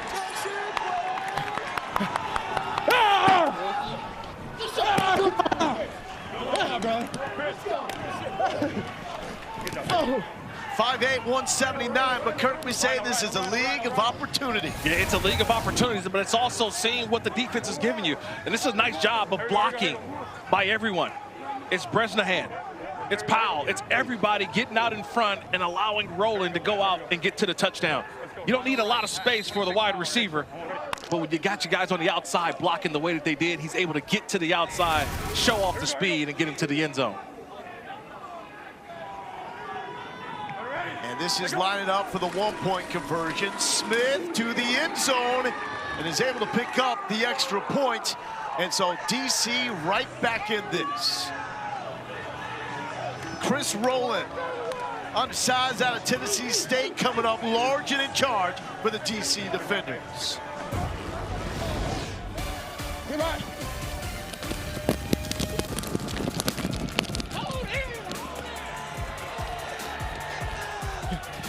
Great setup by Jadon Mickens on the punt return, which gave us, the momentum to go ahead and do what we do. So when he snapped the ball, I looked out, we had the numbers, Ben Bresnahan and Cornell Powell made great blocks, and, we captured the edge, and I was just able to do what I do. So. Appreciate you, brother. Good job. Back in 2019, Chris Rowland had 104 catches for Tennessee State, an HBCU record. After his final game, his coach told him, "Congratulations on the record." Rowland responded, "Who had the previous mark?" And the response was Jerry Rice. Rowland had no idea that he had just eclipsed the legend by 1 catch. Miscue there, Colton Johnson ends up with it.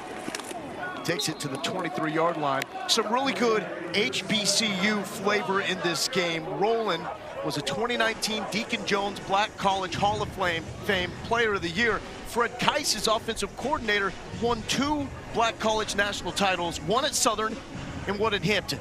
Yeah, just talk about the history behind all of that and being able to come to this league and sort of just show you the path that a lot of these players take throughout college football and then post-college football, whether it's to the NFL, the UFL. That's just a great story to just talk about the path of how a lot of these guys started. Keiss before this was almost exclusively a play caller at HBCU programs.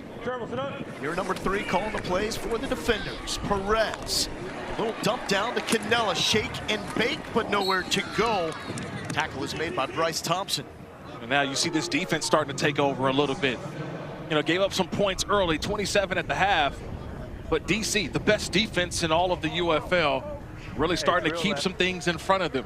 They haven't been beat by the deep play. It was just a big play earlier by Burnett, which was a great play that he made across in the middle of the field. But they've really kept these Renegades in front of them. That was Thompson coming off the field, holding his side. Perez on the money to Vaughns. Hey, fellas, back to the previous play. Was that 3 catches for Canella on the day?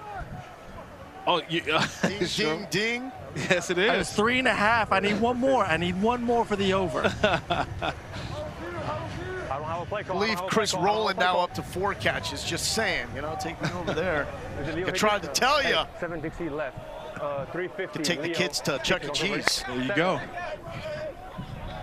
3rd and 4 here. Hey, go to 5-7. Go to 5-7. Gotta go. Turbo, sit up. Perez batted down at the line of scrimmage. And Arlington will have to punt.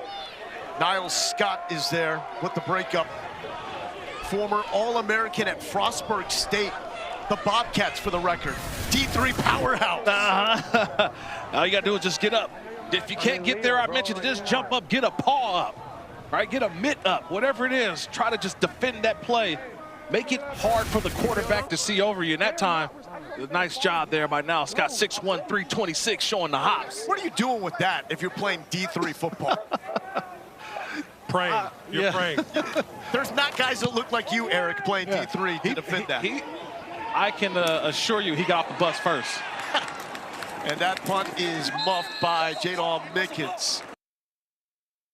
Harper and the Phillies taking on Kyle Tucker and the Cubs on Sunday Night Baseball. It's tonight on ESPN at Wrigley. It all starts at 7 Eastern with baseball tonight at 6. A lot of great memories in this ballpark with the Texas Rangers before moving across the street. Now they have turned this into the center of the UFL universe and done a fantastic job. Eric had that great piece with Moose, Daryl Johnson, a legend here in the Metroplex. Yes, he is. In one of the many weight rooms here at Choctaw Stadium. This league all about opportunity and development across the board. The league and the players better because of it. Ta'amu with Green Pastures hitting the corner the first down. Man, it is such a weapon when you have a quarterback that can do that. When a guy just sees, hey, it's man, I've had DBs with their backs to me. Just go get it. 24 rushing yards here. I mean, and it's not designed runs either. He's just taking what the defense gives him. That's the scary part of as a defender, because in the back of my mind, I'm always thinking that the quarterback can take off and go. So if we're playing a zone, I'm looking at receivers, but I'm still have to keep an eye on the quarterback at all times, knowing his ability. Still under 50% completion in this game, but he's taking shots. It's an aggressive brand of football, like Ta'amu, flinging it around the park like that to Jadon Mickens. Aggressive style, so it's going to affect that completion percentage. Yeah, but still he's out of the pocket. I just talked about the aggressiveness of getting out of the pocket and changing the launch angle. That time he makes a defender miss and just buys more time. That's two guys on Mickens. They can't keep up with some of the speed, but just getting out of the pocket allows that play to happen for Ta'amu. Hey, Kirk, how hard is that as a free rusher? When you're just dialed in, you think you got him, and he just does a little slight move. Yeah, that's the hard part, is that you always are taught to go to the upfield shoulder, but just a one side step, and he's in the clear. Deion Jackson ain't going nowhere. Donald Payne and Joe Powell there to make the stop. Guys, staying on the Jordan theme here, I mean, I'm impressed with the deep ball, impressed with the mobility you two are talking about. It's just some of the routine passes that just been a little bit inaccurate, and that's why he's around that 50% mark. Couple slants, couple out routes. Yeah. That's what's holding him back from going to the next level. Those routine plays. He can make the splash plays. Can you make the easy ones? Yeah, that's what Mike Tomlin, head coach of the Pittsburgh Steelers, always talks about. Making the routine plays routine. Over and over, doing them the right way. 3rd and 5. Ta'amu slips out of pressure. Flag is down, looking for Roland. Another fantastic adjustment by Roland. And we're gonna have to see what the hanky is like about. Holding 74. Holding 74. Holding, offense, number 74. 10-yard penalty from the previous spot. Still 3rd down. And that's on Gunnar Britton, who played his college football at Auburn. It's up at the top, number 74, Britton. He's got a hold of that shoulder pad. But more importantly, it's where Ta'amu exited the pocket. So wherever you exit the pocket is usually where the holding's going to come. He's not expecting EMAC, right? He's not expecting that his quarterback's going to be running behind him. Yeah, and he obviously was trying to hold on for dear life right there, but when your guy escapes and you don't know where he is, you're just trying to do everything to keep the defender in front of you. The one rare thing that hurts you about a mobile quarterback. 3rd and forever, it's Braylon Sanders time. 83 in the slot at the bottom of the screen. He had that 3rd and 20 pickup in the first half. Sacked. Ta'amu dropped by Chris Odom. Odom out of Arkansas State has bad intentions and is a one-man wrecking crew. It's just a nice job by Odom. He runs the hump. And that's all you can. They move these defensive linemen all over the place. Odom is going to start here, but watch how he runs the hump all the way around to get to the quarterback. This is a nice job of being patient, allowing it to work and happen for you, and then go close in on the quarterback. And the left guard there, man, I mean, you've got to see that. When your guy totally goes away to the right-hand side, you have to expect something's coming. Something's coming over the top. Oh, man. Chris Odom is a force, had the scoop and score to get the party started last week at home against St. Louis, and he has been a pest all day long against Jordan Ta'amu. Renegades, all the talk about that DC defense. Don't sleep on these dudes. Taking on the Brahmas next. Actually a huge game for Johnson and the Roughnecks. The USFL conference race is actually up in the air. Birmingham suddenly looks vulnerable. If they get a win there, that will be their 2nd win of the season. And they will be in that race with Michigan and Birmingham. Yeah. Balaj breaking free. Balaj to the 50. Can't stop this Sun Devil. That was an offense that was cooking. Arlington scoring on 4 of their first 3 drives, but 3 and outs over the last 2. And just watch the blocking up front, especially the center and the right guard.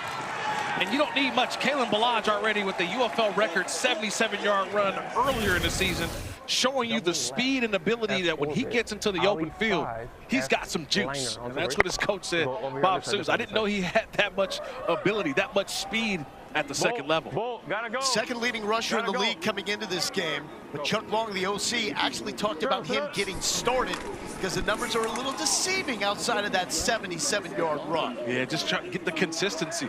He's a home run threat. But the thing is, he's best when he gets through and he puts that pressure on that second and third line of defense. Not a lot of guys can go out and catch him.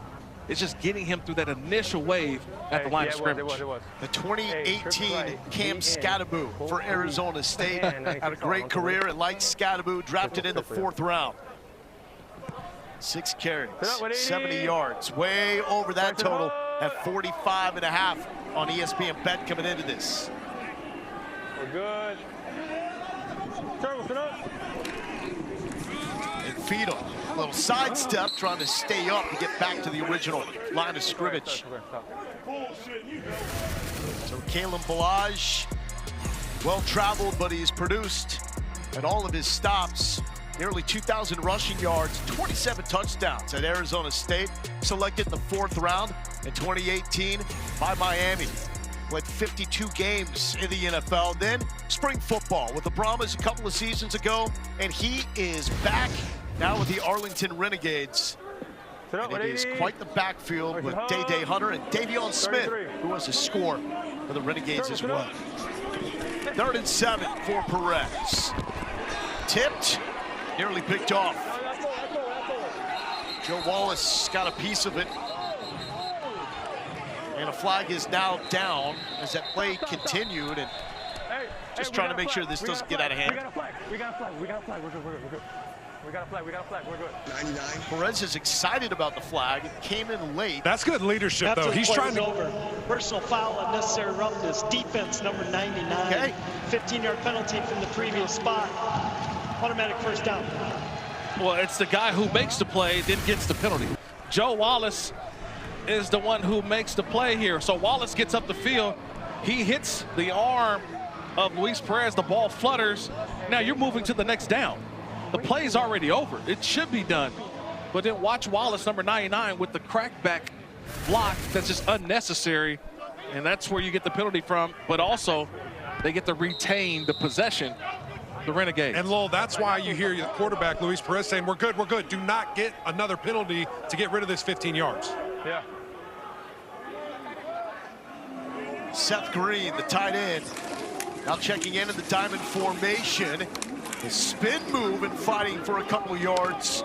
Played some quarterback at the beginning of his career at Minnesota. When he gets in the open field, I am shocked at how quickly he can accelerate. Yeah, exactly. Just throwing this out there. Maybe I think Luis Perez needed a blow there. Just a little quick breather after that last play.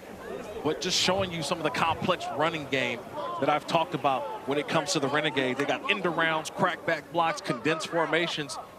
There goes the diamond formation again. We saw it down by the goal line. They put it out here in the middle of the field.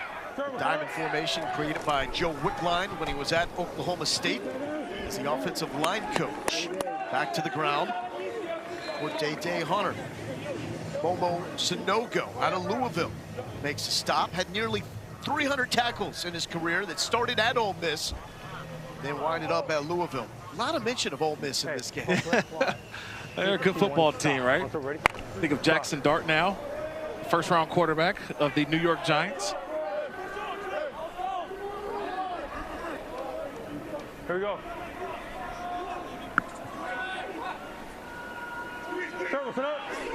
Perez looking to cash in the red zone, and they notice movement on the left side. False start, offense number 63. 5-yard penalty, still 3rd down. That goes against Ricky Lee. 24 total snaps, all on special teams in 6 games with the Carolina Panthers. 23. Yeah, it wasn't a big jump. It was just a little flinch. And that's all you need to get the defender to jump across. That's Ricky Lee, that's the guy on that last one. Here we go. Arlington nursing a 5-point lead over DC. Pressure, Perez, cool and collected, and broken up at the very last second by the former first-round pick, the 2018 Thorpe Award winner, DeAndre Baker. How about them Georgia Bulldogs, Aaron? And that's a great play by that Bulldog. He showed you why he was a former first-round pick. The ability to not only turn around, a great turn, but locate the ball and knock it away. That's textbook. Textbook. He rode the defender all the way to the sideline and was able, the offensive receiver to the sideline turns around and able to get that hand in there. Avrasic from 42 yards out. It is up and good. So that makes it an 8-point game. Remember, a 9-point game is a one-possession game in the United Football League because of the opportunity for that 3-point conversion. Man, I'm just going back to that play by Baker, man. What a play. That was a big-time play because he's facing the sideline, but is able to have the ability to have that hip turn and to get in place to make the play on the football. Well, Kurt, that's why they feel so comfortable playing as much man-to-man coverage. And yeah, they've had a couple busts and lost a couple times, but most of the time we've seen this season, these DBs are up for the challenge of those one-on-ones down the field. Yeah, you got to have a lot of faith in those guys, knowing you're not going to get a lot of help. So they're on the island for a reason, and DeAndre Baker showing you he's okay with being on the island. It's a first-round pick.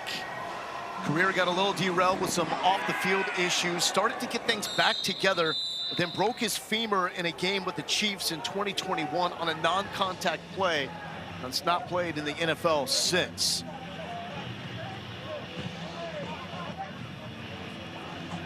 Working the iPad.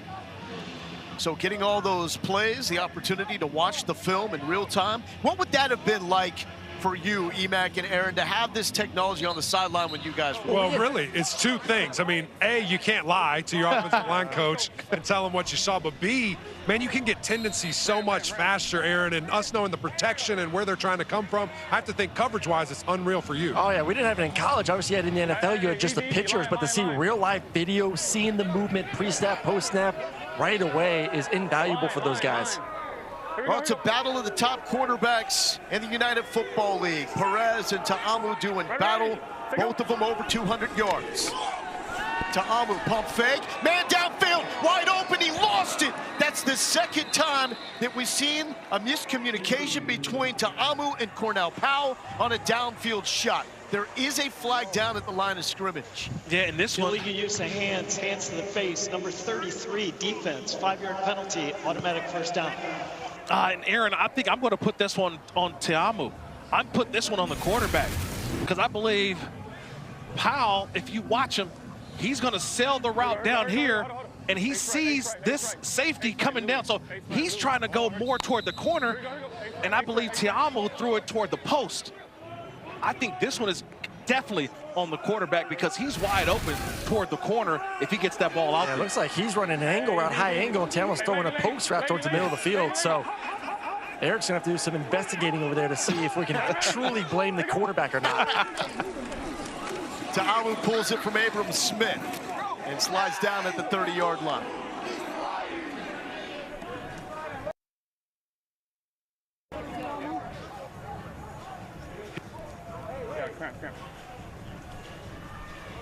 So Ta'amu coming off. Sounds like he said he's cramping. Uh-oh. So Mike DeLillo out of Austin P. Yeah, he's cramping. Okay. Take the snap. It's warm here right now here in Arlington. Can confirm. Yes, it's warm. It's the cloud coverage. Don't let it deceive you. You got to still drink the fluids, and right now a little cramp, I think, for Ta'amu. DeLillo, former FCS All-American at Austin P. Looking for Powell and nothing doing there. Jaden Price was in coverage. It didn't look like this thing was even catchable. And a flag comes in late. They're going to say Pass that is interference from 23 defense. Pass interference defense, number 23, 15-yard penalty, automatic first down.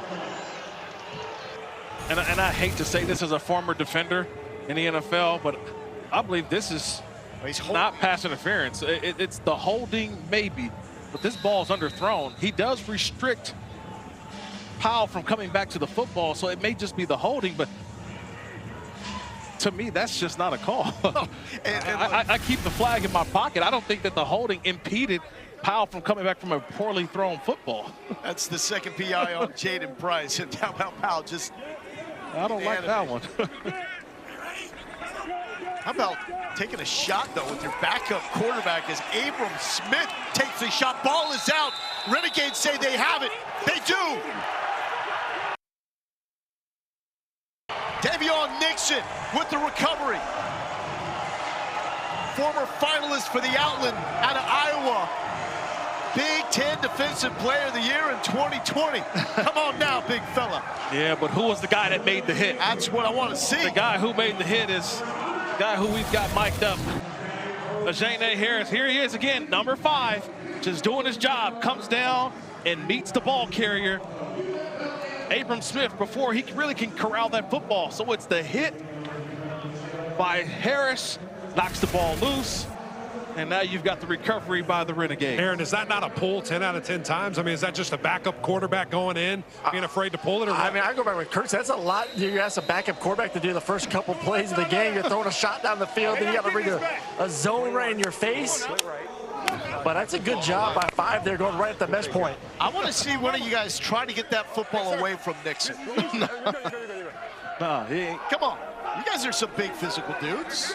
Try it.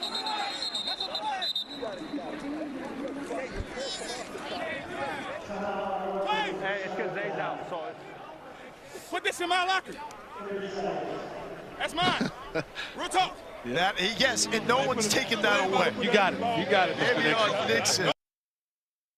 Picked by the Panthers in 2021. Played 14 games for the Panthers in 2 years. Kirk, are you a little shocked DC back-to-back plays here, series, not being able to take advantage and tie up this game when it's single digits? Yeah, and look, this one is a little bit different. You see what happens when Ta'amu goes out of the game. They're trying to find the right plays, right, to hopefully get their quarterback back in the game. There's just no flow. And so to me, I would think that you would just kind of just hand it off. But guess what? They don't go under center.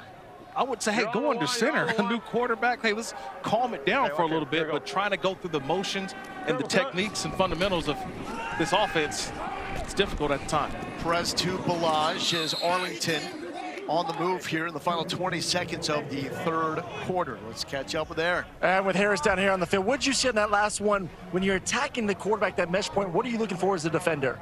Man, I'm looking for to see who he gonna get. So it's a split decision, and I got to move fast. You like that hat? Looks good on you. I love this hat, man. Shout out to my guys, man. We out here working, man, trying to get this dub, man. We trying to get to the championship. All right, keep it up. Good job. Back up to you guys.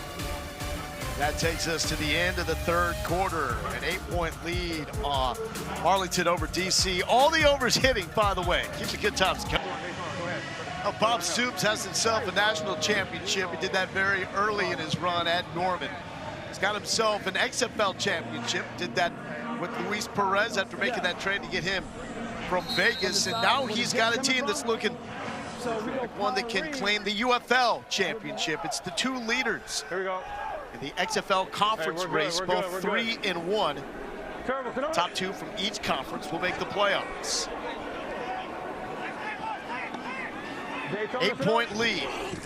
Perez and company trying to make it a 2-possession game. Canella, what mitts from the Auburn Tiger. Wow, what a throw. What a throw.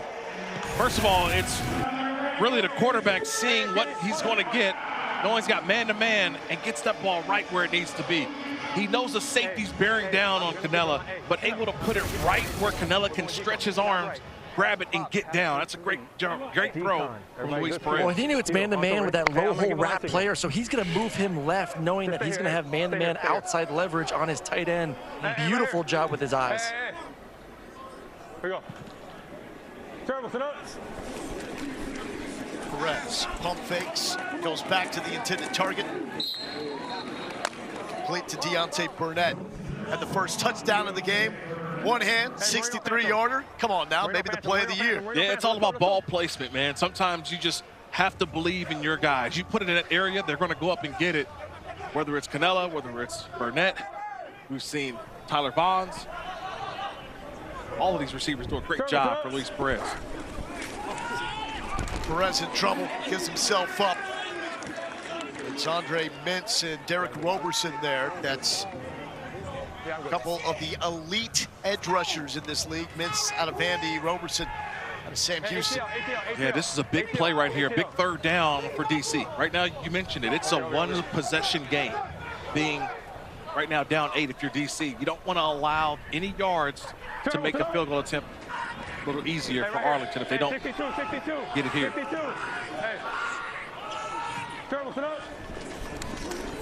Quick toss to Cannella, catch number 5. Ball is out, was it down? The ruling on the field was Cannella was down, and then the football came out. It looks like Cannella was down. It looks like the right elbow hits before the ball comes out. And they're just trying to get some positive yards. Cannella gets up the field, and that elbow to extend, the ball pops out. But maybe enough yardage here for a much easier attempt at a field goal. Havrasik out of Arizona has connected from 39 and 42. This from 47. And that makes it a 2-score game. So DC has had their chances. They've been close on numerous occasions, but haven't been able to get it done offensively. That's a huge response by the Renegades off. Well, I think right now, Eric McClain kind of give us a preview. We're looking for Jordan Ta'amu, right? He goes off to the sideline. We thought was a possible cramp. Does he return on this next drive for DC? Because they don't win this game unless Ta'amu's in the game. Yeah, and he's up. He's standing. He's jumping around. Got his helmet on. This guy's coming back in the game. And just like you said kind of there, Kirk, they have got to steal momentum back. They had 2 opportunities to do that, and they were unable to. Now it's a double-digit game. So he got to look at it. I need you to come here. No, I need him to look at it. One thing I would say is that he got to, hey, we can't. I need him. It's not a TV timeout. He's not on the field.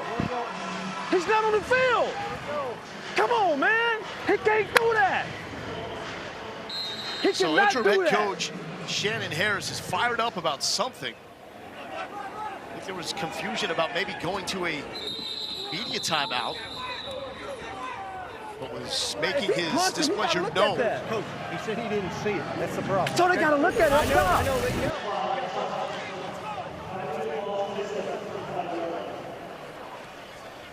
Oh, that's what he's looking at. There's a slap to the face from Marcus Minor, number 65 in blue. Now, that's something, if you want, you can challenge that play. You've got to challenge remaining. That's something that Dean Blandino inside the Verizon Command Center can look at. it's right there in the middle. A little hand fighting back and forth, and it's that last little punch by Marcus Minor. So the kick went into the end zone in the air. That means it comes out at the 35-yard line. These rules in the UFL made to encourage returns. You take it out at the 40 if the kick doesn't make it to the 20-yard line, inside that landing zone. Let's bring in Dean Blandino from the Verizon Command Center. Dean, did you have an opportunity to look at that, well, I guess maybe a punch swipe from Marcus Minor there?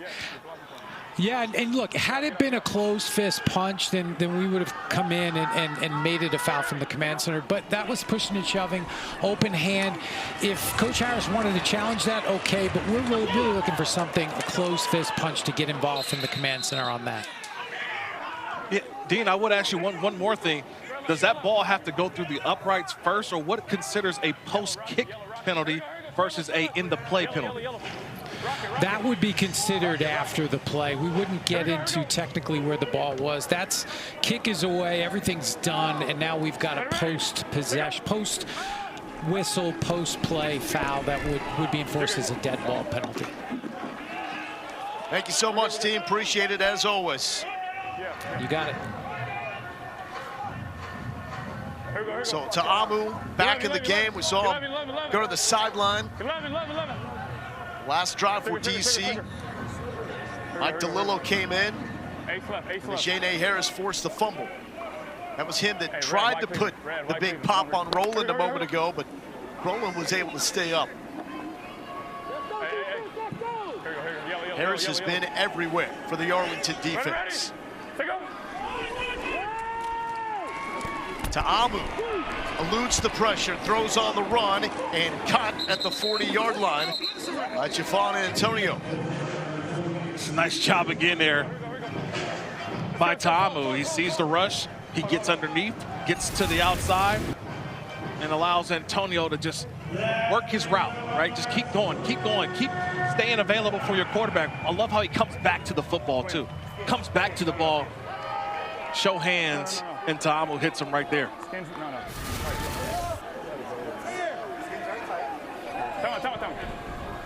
Third and 1, some miscommunication and confusion. That leads to DC calling for the out-of-making situation. 3rd and 1 coming up for Shannon Harris and the DC Defenders. So what are you thinking? I'm thinking about our honeymoon. What about Africa, safari? Yeah, but the only thing is, that's why I wanted to ask Dean to clarify it. The kick was already away.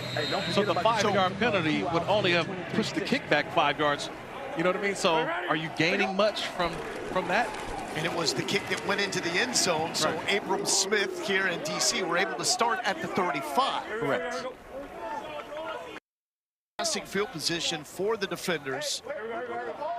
This is the best rivalry in the UFL.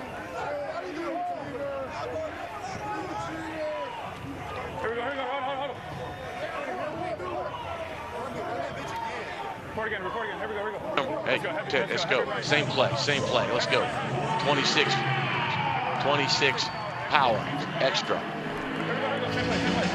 They're going right at it again. Same thing, the Rhino package. Going to the right. DC needs one. Jackson gets one, almost breaks free, and he was sniffing the end zone if he did. Donald Payne made the stop, but job well done by the Duke Blue Devil, Deion Jackson. Yeah, Jamal Carter had an opportunity. He came off the edge, number 22, but he didn't wrap up. He just tried to get a shoulder in there and cause a pile. Watch 22 off the edge. He doesn't wrap up, just tries to put the shoulder in there. Able to bounce off is Jackson. Yeah, Payne does not miss tackles. We know that much. Ta'amu improvising and will throw it away. Got popped by Willie Taylor III. That's how we roll here in the United Football League. And this is a perfectly legal hit too. Watch the 2 steps after, 1, 2. That's a little love tap. Let you know I'm here, okay? I know Ta'amu was looking for a penalty, but that's a nice job of hustling. Get 2 steps, and that's a nice job there by Taylor. Finishing the play. Ready to go. 2nd and 10. Jackson with the crease, the hurdle, up and over. I mean, if your mom was a track and field star at Miami, you're expected to do something like that. How about it from Deion Jackson? Oh man, look at this. Oh yeah, he's trying to join the Olympics soon with that hurdle. Antonio wrapped up at the 10.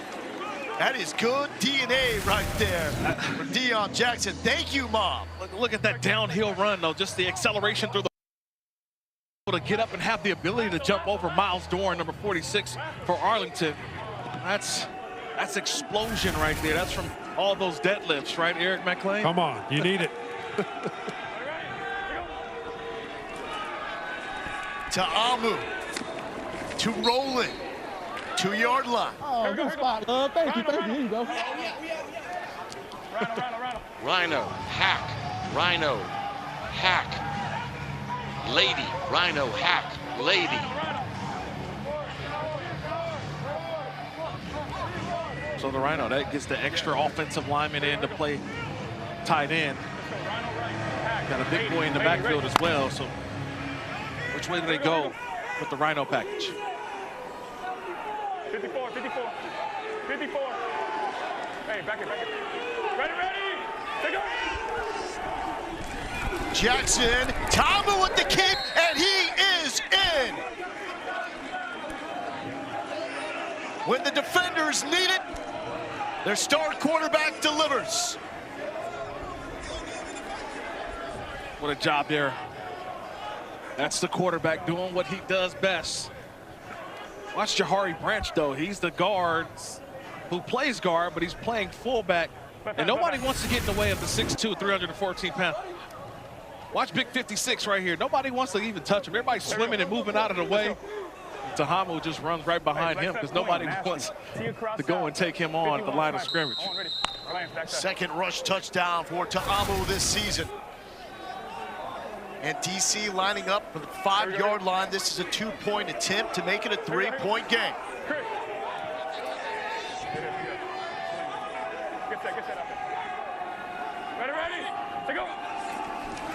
Looking for two. Found it in the hands of Javon Antonio.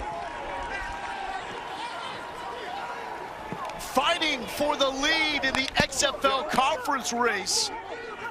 And this is going to go down to the wire. Living up to the hype as the game of the year in the United Football League. Yeah, he's just finding ways to look guys off, throw it up, allow Antonio to go make the play. This is what you got to do if you're DC to get back in this football game. Coach Pardee getting his Brahmas offense ready to go to take on Houston. That follows us right here on ESPN, but we ain't done it yet. Lowell Galindo, Kirk Morrison, Aaron Murray, Eric McLean, and Aaron Dolan with you from Choctaw Stadium, the UFL hub of Arlington, Texas. Top 2 teams in the UFL living up to the hype. Renegades led by 15 after the Davion Smith touchdown. It's now a 3-point game. Balaj tripped up just north of the 25. Coming on air, we told you our top picks. I had Roland going over. Barely over. Kirk, you nailed it with Ta'amu on the ground. Aaron, come on now. This is the wrong bet. I had over 3.5 catches was my bet. This is a wrong graphic. Shakedown. Someone ruined my graphic here. 3.5 catches, not the yards. Eric looking good. Aaron also hits with the over on Ta'amu rushing attempts. So good day for most of us, except Mr. Bullo himself. 7 minutes left for the spring game. Perez, excuse me. And that was almost a disaster in slow motion there as he got it to Balaj. A double clutch. Pressure. Arlington has certainly opened the door here for DC. Yeah. They're just blitzing and blitzing. Right down the middle of the field, tight end, cover 2, wide open for the over! Yeah. For the over! He was there. I'm screaming down here on the field, 80's open! Hey, you already got an autograph book, man. You're coming out ahead. Box it. Let's go. Service it up. Closest the game has been since the very beginning of the game. There's Burnett. And Burnett is going to be very close to a first down. Looks like he got it, but barely. Yeah, nice job of the feel for the zone, though. Burnett realizing that it's zone, turns around and just hooks up with his quarterback. Didn't take the route up the field, but just turns around. That's how he got the positive yards and able to move the chains. Yeah, they are signaling for the first down. Chains are moving. So fresh set here for Luis Perez. Duck left A, Audi 5, F liner, Z4. Come ready? Duck left A. Hey, you got the liner. Just stay there, run a line. Right there. He was the MVP of the XFL championship game when these two programs met 2 years ago. I thought they already had a challenge, no? And a stoppage. He's challenging the spot. Now Shannon Harris will use his challenge on the spot of the ball. No timeout. He was going to check the spot, but I told him he had to be where he touched at. He thought it was where he was down. Okay. Hey, Cole, we got to get this back to 10. I don't. Play clock operator, please reset the game clock to 10 seconds. Play clock to 10 seconds. Straight. It's where he's touched, and he's not touched till he makes the line of game. It's not the college rule. Here we go. At 10? Okay, so I got time. Yeah, as soon as the knee or shin is down. Stand by. No, we got 10 seconds. We're good.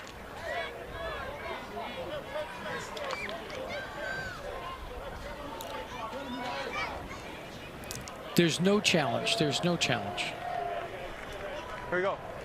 So no challenge on that play from Shannon Harris. Play clock reset at 10 seconds. Balaj going right, going left. It looked like there could have been a face mask.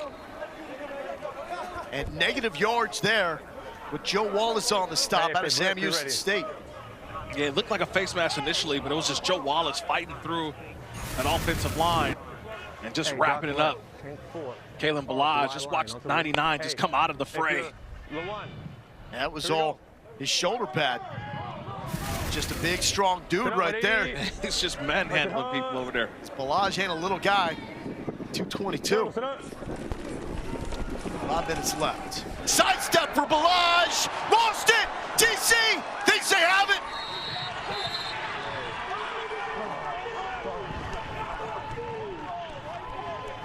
Kalen Balaj lost the Louis. And DC pounces on it. Game changer.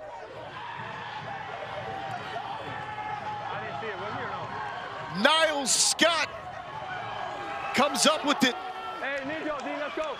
Yeah, that's a fumble.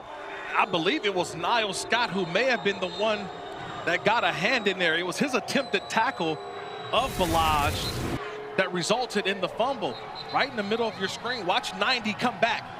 It was the fumble by 90. That's right. Niles Scott gets in there, number 90. He gets the left hand in there, so he gets the double. He gets the force of the fumble, and he's able to recover it. Two guys with NFL experience going head-to-head. Scott making it now a very frustrating moment for Kalen Balaj, and he has been nails this game. 69 rushing yards and a touchdown.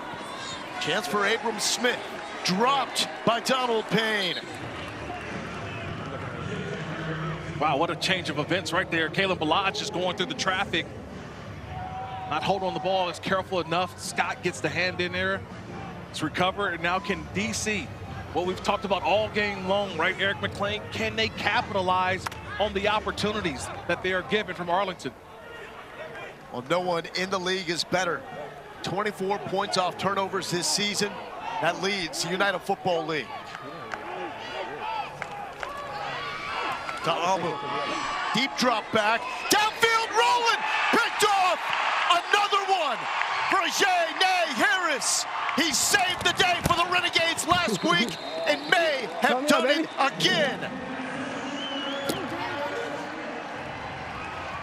The USC great had the 102-yard pick six against St. Louis with a game on the line last week and does it again.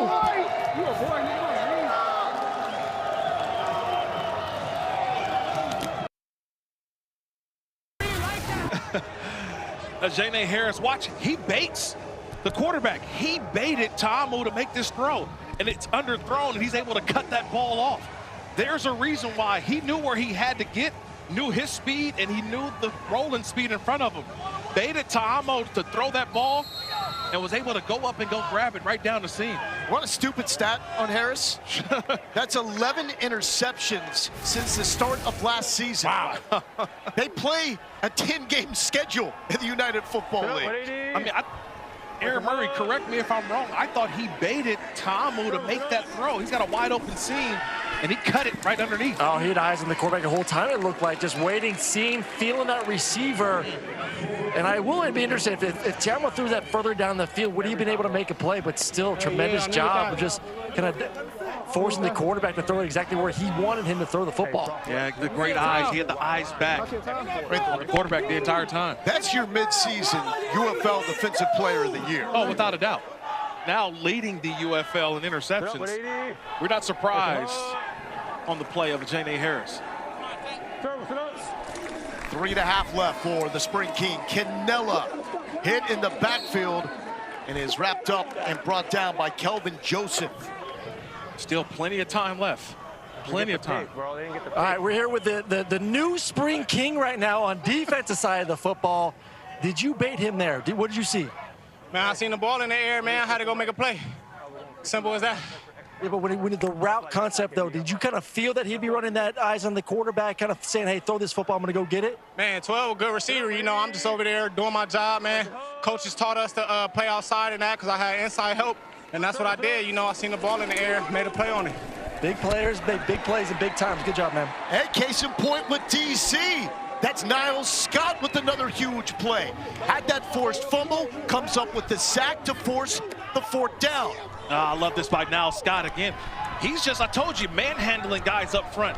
He's getting double, triple team, but fighting all the way through to get to the quarterback. Watch my guy here. He's going to fight here, and still find his way to the quarterback. It's just a nice job by Niles Scott, just fighting. See, he's going through one guy, the 2 guys. Relentless, just getting to the quarterback and finishing. Marquette King gets it off. Chance for Rowland. There is a flag down. Back where King booted it. Rowland stopped the 46. 2 flags down. Marquette King signaling 5-yard like penalty this will be only against DC. So does he want? He doesn't want it, right? No way, it's over here. Running into the kicker, receiving team number 8. That penalty is declined. 1st and 10, Arlington. 1st and 10, DC. Okay, there we go. 1st and 10, DC. So running into the key word and phrase, not roughing. So if accepted, it would have been a 4th and 13. But you still give another opportunity to punt the ball to Rowland. I don't know if I like those, like that situation for Arlington. Tread lightly. Marquette. We'll re-kick. No, where's the ball at? Joe, where's the end of the run? So Right Stoops there, still hasn't decided if he wants to re-kick. 5-yard So he wants to re-kick, so he will re-kick.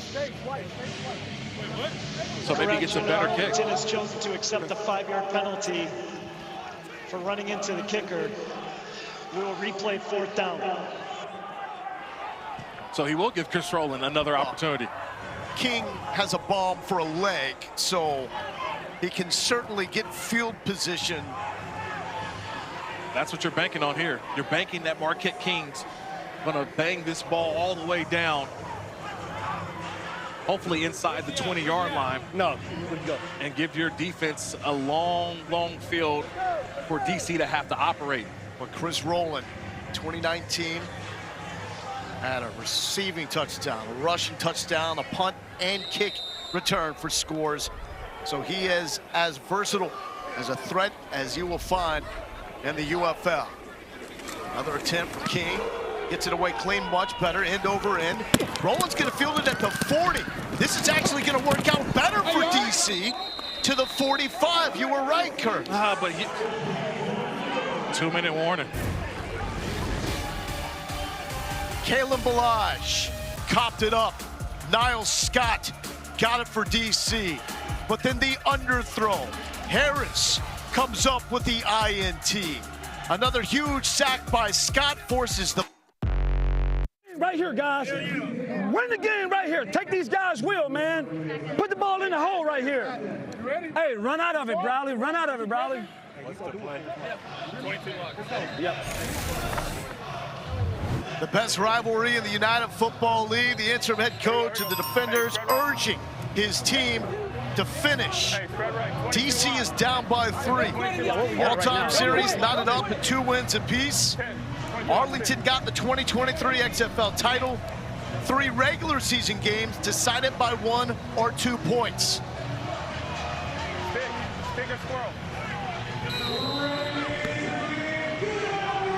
2 timeouts and a challenge remaining for Jordan Ta'amu and DC. Ready? They go. Quick toss to Rowland. Out of bounds. Stop the clock. Fred Keiss calling the plays. Turbo, doing the same play again, but same play. Let's tick him and go 22 lock, stick. Turbo. Here we go. Same thing. Take 22 lock. Here we go. Ready? To go. To the ground. Jackson swallowed up. Fred. Timeout, Arlington. So Bob Stoops calling for the timeout. Fred left. 72, double one under. Spread left. Alert high. Spread left, 72, double one under, alert Why high. would Bob Stoops call timeout Double there? one. I would love to Spread understand left that. tight, spread left tight. I would double call one the under. timeout after No, spread the left, third spread down left, play. no You've tight. got a third down Just play get close. coming up. Spread left, spread left. You got 72, Or double one under, alert Kurt, high. call the timeout after they show what they're doing offensively so they have to change their play then. Higher to the left. Don't give them time to game plan. You got level. Double one under, alert. Alert higher. Alert higher. Hey, come here. Hold on, right here. Hold over here. Hey. Here we go. Hey. Spread left. Come on. On the double. Spread left, 72. Double one under, alert high on the double. Ready? Yeah. Here we go. All right, big down here, 3rd and 5. Remember, a field goal still ties it, but you want to get this thing in the end zone. Wendy's. Highest scoring game in the UFL this season. Four-man pressure, complete. The forearm, and the first down and more. Spread. Lady. Showing Spread some right, big boy football. Let's go. Got 13 on the field. Spread. Lady. Snap the ball. They're subbing. They got 13 on the field. Snap it. Pop pass to Rowland. Flags are down to the 10-yard line. You heard the communication about too many men on the field. Too many men on the field. Defense. 5-yard penalty. Still first down. So that's the unique nature of the headset communication in the United Football League. It does not shut off. Fred Keiss can talk to his quarterback throughout the play. Yeah, you got 1, 2, 3, 4, 5, 6, 7, 8, 9, 10, 11, 12, 13. Yeah, 30. That's too many men on the field. Yeah, that's too many. Was that Keiss telling his quarterback to get the play off? And you remember, it's the one call, right? Lady. That's the call that everybody gets on the ball, and you know what you're running right away. So the one-word calls here. So declining the penalty to make it 2nd and 1. DC was down by 15 points after Davion Smith found the end zone for the Renegades to make it 27-12.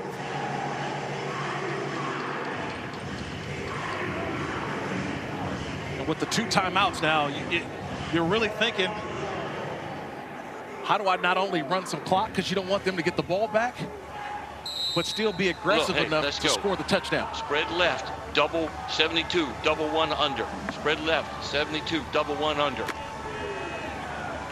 We got points, Jordan. We got a field goal, so we don't have to force it. Harris is on Rowland in the slot on the right side of the formation. I love that last point by Coach Keiss there. Hey, we've already got a field goal. Don't force it. Throw it away if it's not there initially. Ta'amu looking end zone. Overthrown. Jadon Mickens looked like he had a step.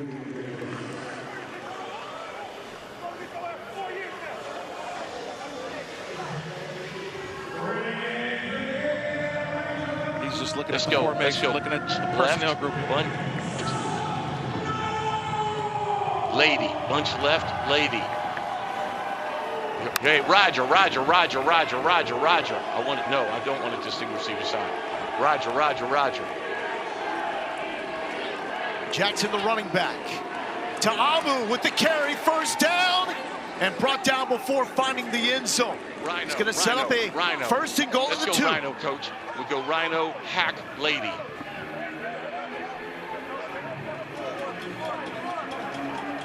So we already know they get to that Rhino, then that hack. Take your time. And that lady call is just giving it to Ta'amu. He knows what he wants to do down here. Now they've got some extra beef in front of him.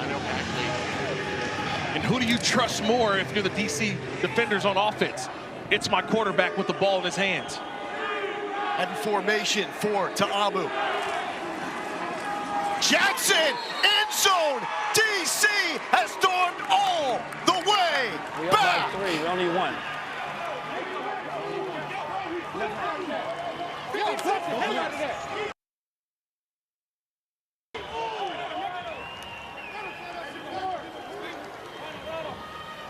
I'm looking at this Arlington defense, and they're assuming the same thing that I'm looking at. Watch all of the defenders just look at the quarterback. You've got three defenders who are ready to tackle Ta'amu, and Jackson scoots right into the end zone. Perfect opportunity for the Duke Blue Devil to come up with his first touchdown of the year, going for the 1-point conversion from the 2-yard line. Ta'amu gets the edge, strolling into the end zone, and that makes it a 5-point game. Check that 4-point game with a 1-point conversion. So a field goal does nothing now in the final 57 seconds for Arlington. Wow, what a drive. What a drive. But remember, it goes back to the re-punt from Coach Stoops. Deciding to punt that football again after the penalty. They took over on the 45-yard line of Arlington.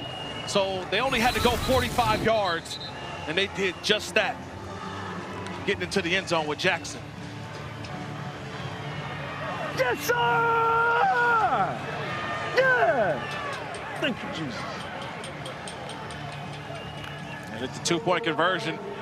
They did the 1-point conversion. One remaining timeout. They did the opposite, right? So to get into the end zone, they handed it off, right? Ta'amu handed it to Jackson when everybody converged on Ta'amu. For the 1-point conversion, he faked to Jackson. Everybody converged on Jackson, and Ta'amu strolls in for the 1-point conversion. 57 seconds left. Now this is a mistake you want to avoid, because that means Arlington gets the football on the 35-yard line since it went into the end zone in the air. You got it. We have one timeout. Need a touchdown. All right, boys. Hey, let's go, boys. Hey, get in here. Hey, we're gonna go triple right. 63. Bounce. Extra bench.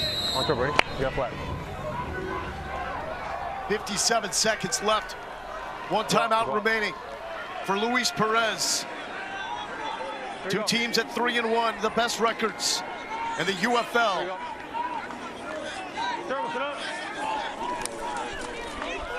Perez underthrown.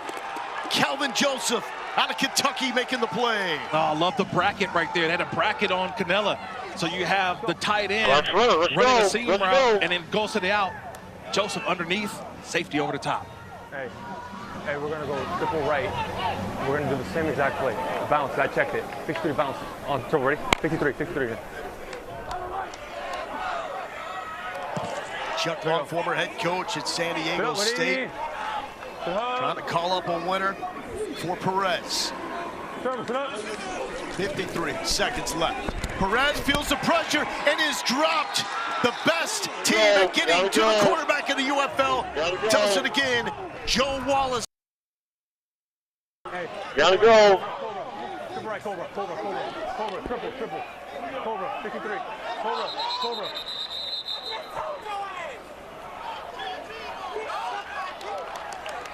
In a timeout now, but it seems like a lot of time. Final charge timeout, Arlington. Please reset the game clock to 35 seconds. A lot of time ran off the clock before deciding to call that time. Well, that's what happens when you get sacked. In these situations, you can't take the sack, right, Aaron? Like, you take the sack, now you got receivers coming all the way back. Everybody's getting up, and now you're trying to, it's just chaos. Yeah, you can't take the sack, but also as a head coach, you have to know, hey, if my quarterback does take a sack, I got to be ready to take that timeout. Correct. I mean, 15 seconds went off the clock. And how valuable was that timeout in the previous series, right? They took the timeout early, and I'm saying, wait just a little bit. You've got the lead. Put the pressure on them to have to go out and score. I thought you could have preserved that timeout and have two right here available to you. Yeah, not good clock management by Coach Stoops here the last 2 minutes of the game on either side with the timeouts. Yeah, 0 timeouts left. Here we go, let's go. Highest scoring game in the UFL this season. Perez, the most sacked quarterback in the league, has gone down 4 times. Downfield, open, complete, tippy toe, Javonte Payton. Get out of bounds. You can go the line if you want. ATL, triple ATL. Let's go. over here, Danny, over here. If I'm Blake Williams, I'm furious right now. There's no way you can get beat deep. There's no way that somebody can get behind you. Hey. 62, let's go.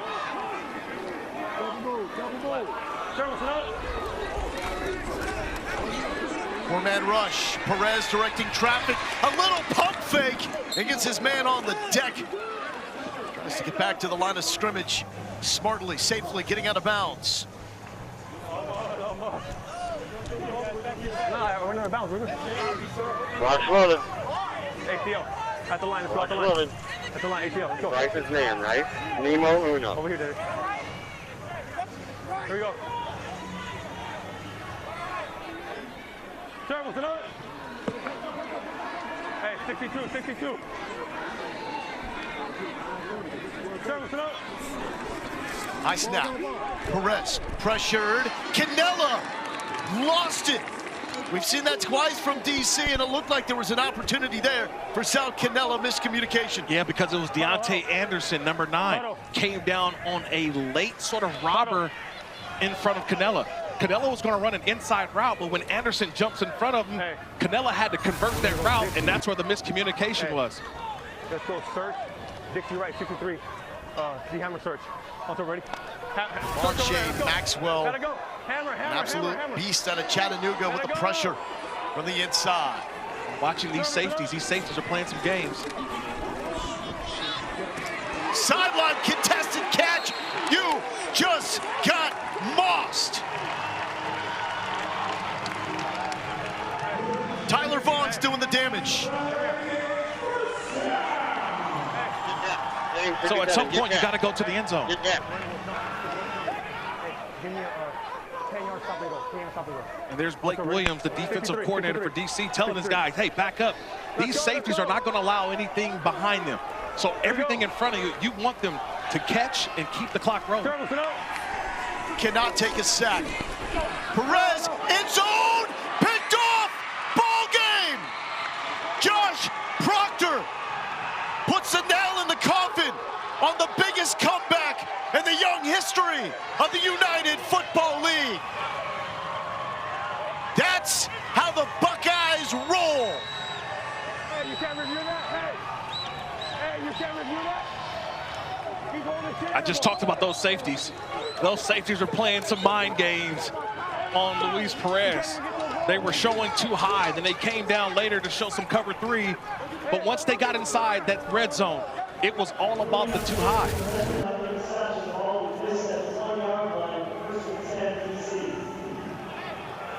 And Perez wants pass interference on Canella. That's the thing. With the sack, you had to take the timeout. Yes. And when you used the last timeout, you lost the ability to challenge. Now, this becomes a little more interesting with the ball now at the 1-yard line. So Dean Blandino in the Verizon Command Center is taking a look at the spot of the football after that interception. Touchback, 25. I'll just stay with you. No, it's where his second foot is after the interception. So because his second foot is in the end zone, it is a touchback. 25-yard line, 1st and 10 DC. So that will now set up the victory formation for Jordan Ta'amu and the DC Defenders. It was a struggle a year ago, but they have turned around their fortunes awfully quick and now moving to 4-1, the outright leaders in the XFL Conference. That's the best United Football League. Can we say they are now the favorites, Kirk, to win it all? I mean, at 4-1 right now on the top, like you mentioned, I would definitely put them here. Quarterback, the #1 defense, and a head coach who's, let's pull the interim tag off of Shannon here. He's showing that he's the coach of DC, and they are for real, Lo. Ta'amu goes for 300 in the air and back-to-back. The biggest comeback.